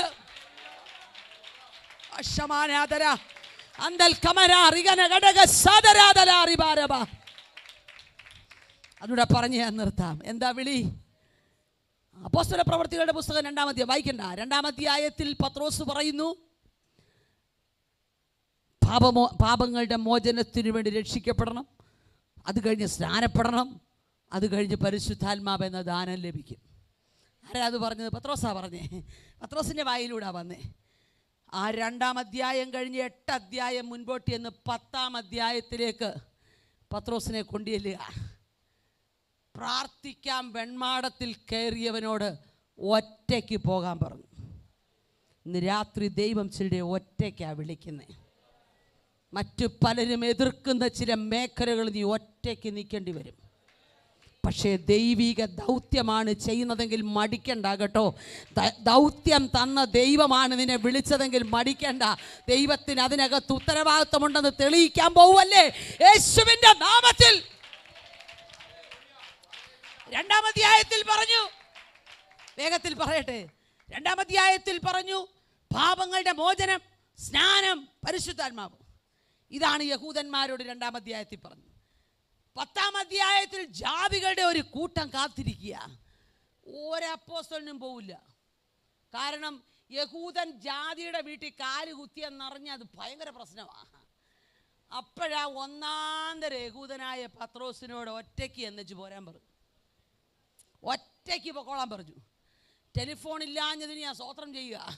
മൊബൈൽ ഉണ്ടായിരുന്നേ 11 പേരെ വിളിച്ചെങ്കിൽ പോക്ക് നടക്കുകയല്ലേ പാസ്റ്ററെ. അവർ നമുക്കത് പറഞ്ഞിട്ടില്ല കേട്ടോ, നമ്മളങ്ങനും പോകേണ്ടവരല്ല കേട്ടോ, നമ്മളെ യഹൂദന്മാരുടെ നടുവിൽ നിന്നാൽ മതി. ഇതൊക്കെ പറയാനുള്ള 11 പേരുടെയും മൊബൈലിന് റേഞ്ച് കിട്ടിയില്ല. ഹല്ലേലൂയ. അവരോട് ആരോടും അനുവാദം ചോദിക്കാതെ ദൈവ ശബ്ദത്തിൻ്റെ മുൻപിൽ ഇറങ്ങി തിരിഞ്ഞ പത്രോസ് അവിടെ ചെന്നപ്പോൾ അവർ പറയാം, നീ വന്നത് ഞങ്ങൾക്ക് ഉപകാരം, ഞങ്ങളോട് സംസാരിക്കണമേ. ദൈവം പറഞ്ഞത് മറച്ചു വെക്കല്ല. ഇന്ന് രാത്രിയിൽ ദൈവത്തിന് നിന്നെ ഒറ്റയ്ക്ക് ചില കൂട്ടങ്ങളിലേക്ക് അയക്കാനുണ്ട്. പരിശുദ്ധാത്മാവ് പറയുന്നു, ചില കൂട്ടങ്ങളുടെ നടുവിൽ വ്യത്യസ്ത ശുശ്രൂഷയ്ക്കായി മറ്റു പലരും പോകാൻ മടിക്കുന്ന ദേശങ്ങളിൽ ദൈവദാസനെ ദൈവം അയക്കാൻ പോകുക. ചോദ്യചിഹ്നങ്ങൾ വരും, ശകാര വർഷങ്ങൾ കേൾക്കും, പലരും പറയണ്ടാത്തത് പറയും. പക്ഷേ ദൗത്യമേൽപ്പിച്ചവൻ കൂടെ നിൽക്കുവാണെ ആരെയാ പേടിക്കുന്നേ? പത്രോസ് ചെന്ന് വചനം പറഞ്ഞുകൊണ്ടിരിക്കുക. ശ്രദ്ധിച്ചോണം, ഞാൻ നിർത്താൻ പോവാ. അപ്പൊ 2-ാം അധ്യായത്തിൽ വലിയ വീര്യത്തോടെ പറഞ്ഞ പാപമോചനം, സ്നാനം, പരിശുദ്ധാത്മാവ്. 10-ാം അധ്യായത്തിൽ ഒറ്റയ്ക്ക് തമ്പുരാൻ വിട്ടു കഴിഞ്ഞപ്പോൾ ചെന്ന് ദൈവപ്രവൃത്തി കണ്ടപ്പം സംഭവിച്ച എന്നാന്നറിയാമോ? രക്ഷിക്കപ്പെട്ടോന്ന് പോലും അറിയുന്നതിന് മുമ്പ് ജനം പരിശുദ്ധാത്മാവ് പ്രാപിച്ചു. ഹല്ലേലൂയ. മനസ്സിലായോ? വചനം കേട്ടോണ്ടിരുന്നപ്പോൾ പരിശുദ്ധാത്മാവ് അവരുടെ മേൽ വന്നു. പത്രോസേ, നിന്റെ ബുദ്ധിക്കപ്പുറമായി എനിക്ക് ചിലത് ചെയ്യാനുണ്ട്. നീ പറഞ്ഞ വാക്കുകളാണെങ്കിൽ പോലും അത് തിരുത്തി പറയിപ്പിക്കുന്ന ഒരു സ്വർഗമുണ്ട്. നിന്റെ വാക്കുകൾക്കകത്ത് വ്യാപരിച്ച അതേ അഭിഷേകം ഇന്ന് ഈ ജാതീയ കൂട്ടങ്ങളിലേക്ക് വ്യാപരിക്കുക. മറ്റു പലരും പറയുന്നത് കേട്ടോണ്ടൊന്നും വിളിയെ മാറ്റി നിർത്തരുത്, വിളിയെ സംശയിക്കരുത് ദൈവദാസ. അയ്യോ അവരും ഇവരും ഒക്കെ അങ്ങനെ പറഞ്ഞല്ലോ, പറയാനുള്ളവരെന്നും പറയും. പക്ഷെ ദൗത്യവേൽപ്പിച്ചവൻ കണക്ക് ചോദിക്കും. ഇന്ന് രാത്രി ഞാൻ പറയട്ടെ, വചനം പറഞ്ഞുകൊണ്ടിരുന്നപ്പോൾ തന്നെ പരിശുദ്ധാത്മാവ് അവരുടെ മേൽ വന്നു. പത്രോസ് ചോദിക്കുക, നാം പ്രാപിച്ചതുപോലെ പരിശുദ്ധാത്മാവ് പ്രാപിച്ച ഇവരെ വെള്ളത്തിൻ്റെ മുമ്പിൽ വിലക്കാൻ ആർക്ക് കഴിയും? കണ്ടോ, ഓർഡർ പോലും ദൈവം മാറ്റി. രക്ഷിക്കപ്പെടുക, സ്നാനപ്പെടുക, അഭിഷേകം പ്രാപിക്കുക എന്ന് പറഞ്ഞാൽ ഇത്രയും നാൾ നിന്നത്. ഇവിടെ വന്നപ്പോൾ രക്ഷിക്കപ്പെട്ടോ തന്നെ അറിയത്തില്ല, അതിനു മുമ്പേ അഭിഷേകം പ്രാപിച്ചു. പിന്നീട് ആ സ്നാനം നടക്കുന്നത്. മനസ്സിലാകുന്നുണ്ടോ? ബുദ്ധിക്കപ്പുറമായി ദൈവം ചില പദ്ധതികൾ നിന്റെ വാ കൊണ്ട് നീ പ്രസംഗിച്ചതിൽ തന്നെ ദൈവം ചിലത് മാറ്റിവെക്കാൻ പോകുക. ഇന്ന് രാത്രി പത്രോസേ, നീ ഉറങ്ങരുത്. നിന്റെ ഉറക്കം കെടുത്തുന്ന നാളുകൾ നിന്റെ മുൻപിൽ പിശാച് പണിയെടുക്കുന്നുണ്ട്. ഇന്ന് രാത്രി വിശ്വസിച്ചോ, നിന്റെ ഉറക്കം കെടുത്തത്തക്ക നിലയിൽ സംഭവങ്ങളുമായി പിശാച് എഴുന്നേറ്റിട്ടുണ്ട്. അതുകൊണ്ട് നീ ഇപ്പോൾ ഉറങ്ങരുത്. ഇപ്പം നിനക്ക് പ്രാർത്ഥിക്കേണ്ട സമയമാ. ഈ സമയത്ത് നീ പ്രാർത്ഥിച്ചാൽ പിന്നീട് എല്ലാവരും വിഷമിക്കുമ്പം നീ ഉറങ്ങിക്കോളൂ. ഹല്ലേലൂയ. എൻ്റെ ദൂത് ഇവിടെ നിർത്തുക. കാരാഗ്രഹത്തിൻ്റെ അകത്തളങ്ങളിൽ അടികളേറ്റ് മുറിവുകളാൽ കിടന്ന് ഉറങ്ങേണ്ടവൻ ഉറങ്ങി. നിങ്ങൾക്ക് ഉറങ്ങാൻ പറ്റുമോ? അടി കൊണ്ട് പുറം മുഴുവൻ മുറിഞ്ഞിരിക്കുന്നവർ ആരാധന കഴിച്ച് ആ കാരാഗ്രഹത്തിനകത്ത് കിടന്നുറങ്ങുക. രണ്ട് കാവൽക്കാരുടെ നടുവിൽ കിടക്കുന്ന പത്രോസ് സുഖമായിട്ടുറങ്ങി. എന്തുകൊണ്ടാണെന്നറിയാമോ? അവനറിയാം, ഉറങ്ങേണ്ട സമയത്ത് ഞാൻ ഉറങ്ങിയില്ല, അന്ന് എന്നെ വിളിച്ചുണർത്തി പ്രാർത്ഥിക്കാൻ പറഞ്ഞു. അതുകൊണ്ട് ഇന്ന് ഞാൻ ശാന്തമായിട്ട് ഉറങ്ങുക. ദൈവിക വാഗ്ദത്തമുള്ള പത്രോസ് തൻ്റെ ശരീരത്തിലേക്ക് നോക്കിയപ്പോൾ അവൻ്റെ മുടിയൊന്നും വെളുത്തിട്ടില്ല, അവന് വയസ്സൊന്നും ആയിട്ടില്ല. ദൈവത്തിൻ്റെ വാഗ്ദത്തങ്ങൾ വയസ്സനായ ശേഷമോ എന്ന് ചോദിച്ചെങ്കിൽ നീ വയസ്സനാകാതെ ലോകം വിട്ടു മാറില്ല. എല്ലാവരും പരിഭ്രമപ്പെട്ട് സഭ ശ്രദ്ധയോടെ പ്രാർത്ഥിക്കുമ്പോൾ പത്രോസ് തടവുകാരുടെ നടുവിൽ കിടന്നുറങ്ങി. ഇന്ന് നീ ഉണർന്നു പ്രാർത്ഥിക്കാമെങ്കിൽ, നിനക്ക് വേണ്ടി ഉറങ്ങാതെ പ്രാർത്ഥിക്കാൻ ദൈവം ചില എഴുന്നേൽപ്പിക്കും. നീ ഇപ്പോൾ ഉണർന്നു പ്രാർത്ഥിക്കാമെങ്കിൽ നിന്റെ ശുശ്രൂഷയുടെ അനുഭവങ്ങൾക്കകത്ത് നിനക്ക് വേണ്ടി പ്രാർത്ഥിക്കാൻ ദൈവം ചില ഒരുക്കുമങ്ങളെ. നിൽക്കുന്ന സ്ഥലത്തെക്കുറിച്ച് പരിശുദ്ധാത്മാവ് വിവേചിക്കുകയാണ്. എതിരാളികൾ പലരും ചിരിച്ചുകൊണ്ട് മുമ്പിൽ വയ്ക്കുകയാ. അവർക്ക് എതിർക്കാൻ കഴിയാത്തൊരഭിഷേകം ദൈവദാസനെ നിങ്ങളുടെ മേൽ ദൈവം പകരും. നിങ്ങൾക്കെതിരെ കെണികൾ ഒരുക്കി വെച്ചവർക്ക് പോലും അനങ്ങാൻ പറ്റാതെ, ചലിക്കാൻ പറ്റാതെ ദൈവം ചിലത് ചെയ്യാൻ പോവുക. നമ്മൾ പോലും അറിയാതെ നമ്മൾക്ക് കൈ തന്ന് മുൻപല്ലുകൊണ്ട് ചിരിച്ച് പിൻപിൽ വൈരാഗ്യ ദൃഷ്ടിയോടെ കാണുന്ന ചിലതിൻ്റെ നടുവിൽ ആത്മാവിലൊരു ദൂതേറ്റെടുത്തോ, ഭയപ്പെടേണ്ട, ഞാൻ നിന്റെ കയ്യിൽ പിടിച്ചിരിക്കുക. നീ ചെല്ലുന്നതിന് മുൻപ് ഒരു ദൂതൻ അവിടെ വെളിപ്പെടും. നീ പറയേണ്ട വാക്കുകൾ പറയാൻ ദൂതനെ ഏൽപ്പിക്കും. Yes, hallelujah. പത്രോസേ, നീ ഉറങ്ങാതിരുന്നതിൻ്റെ കാരണം ഒരു ജാതീയ കൂട്ടത്തെ സ്വർഗത്തിലെത്തിക്കാനാ. ഇന്ന് രാത്രി നിന്റെ ഓർഡറുകൾ മാറ്റി, നിന്റെ ചിന്തകൾക്ക് പോലും വ്യത്യാസം വരുത്തി ഒരു പുതിയ നിയമ ശുശ്രൂഷയിലേക്ക് പരിശുദ്ധാത്മാവ് നിങ്ങളെ കൊണ്ടുവരാൻ പോകുക. എത്ര പേർക്ക് ഇന്ന് രാത്രി വിശ്വാസമുണ്ട്? ഈ കാലഘട്ടത്തിൽ ആവശ്യമുള്ള ഒരു അഭിഷേകം എൻ്റെ മേലുണ്ട്. എന്നെ ദൈവം വിളിച്ചത് വെറുതെയുള്ള വിളിയല്ല, എനിക്കൊരു സാധാരണ വിളി വേണ്ട. ദൈവം എന്നെക്കുറിച്ച് ആഗ്രഹിക്കുന്ന പദവിയിലേക്ക് എനിക്ക് മുന്നേറണം. ഇന്ന് രാത്രി വിശ്വാസത്തോടെ പ്രാർത്ഥിച്ച് തുടങ്ങിക്കോ. നിന്റെ ചിന്തകൾക്കപ്പുറമായി ഇന്ന് രാത്രി ആത്മാവിനൊരു ദൂതേറ്റെടുത്ത് സ്തോത്രം ചെയ്താട്ടെ. എന്നെ വിളിച്ചവന്റെ അടുക്കലേക്ക് ഞാൻ ഇന്ന് രാത്രി മടങ്ങി ചെന്ന് എൻ്റെ മേലുള്ള വിളിയുടെ ഉറപ്പ് പ്രാപിച്ച് ഈ കാലഘട്ടത്തിൽ മറ്റാരും ചെയ്യാത്ത ഒരു ആത്മീക ശുശ്രൂഷയ്ക്ക് വേണ്ടി മറ്റു പലരും വിട്ടു മടങ്ങിയതിന്റെ അടുക്കലേക്ക് ദൈവം നിങ്ങളെ അയക്കാൻ പോകുക. ഇന്ന് രാത്രി ആമേൻ പറഞ്ഞു. ശന്തരാദികൾ കമന പത്രോസേ, നിന്റെ മേൽ വെച്ചിരിക്കുന്ന ഒരു ശുശ്രൂഷയുടെ വലിപ്പമുണ്ട്. നീ ഭീരുവായി മരണത്തെ ഭയപ്പെട്ട് നടന്നെങ്കിലും നിനക്ക് ഒരു ക്രൂശ് നിന്റെ മുൻപിലുമുണ്ട്.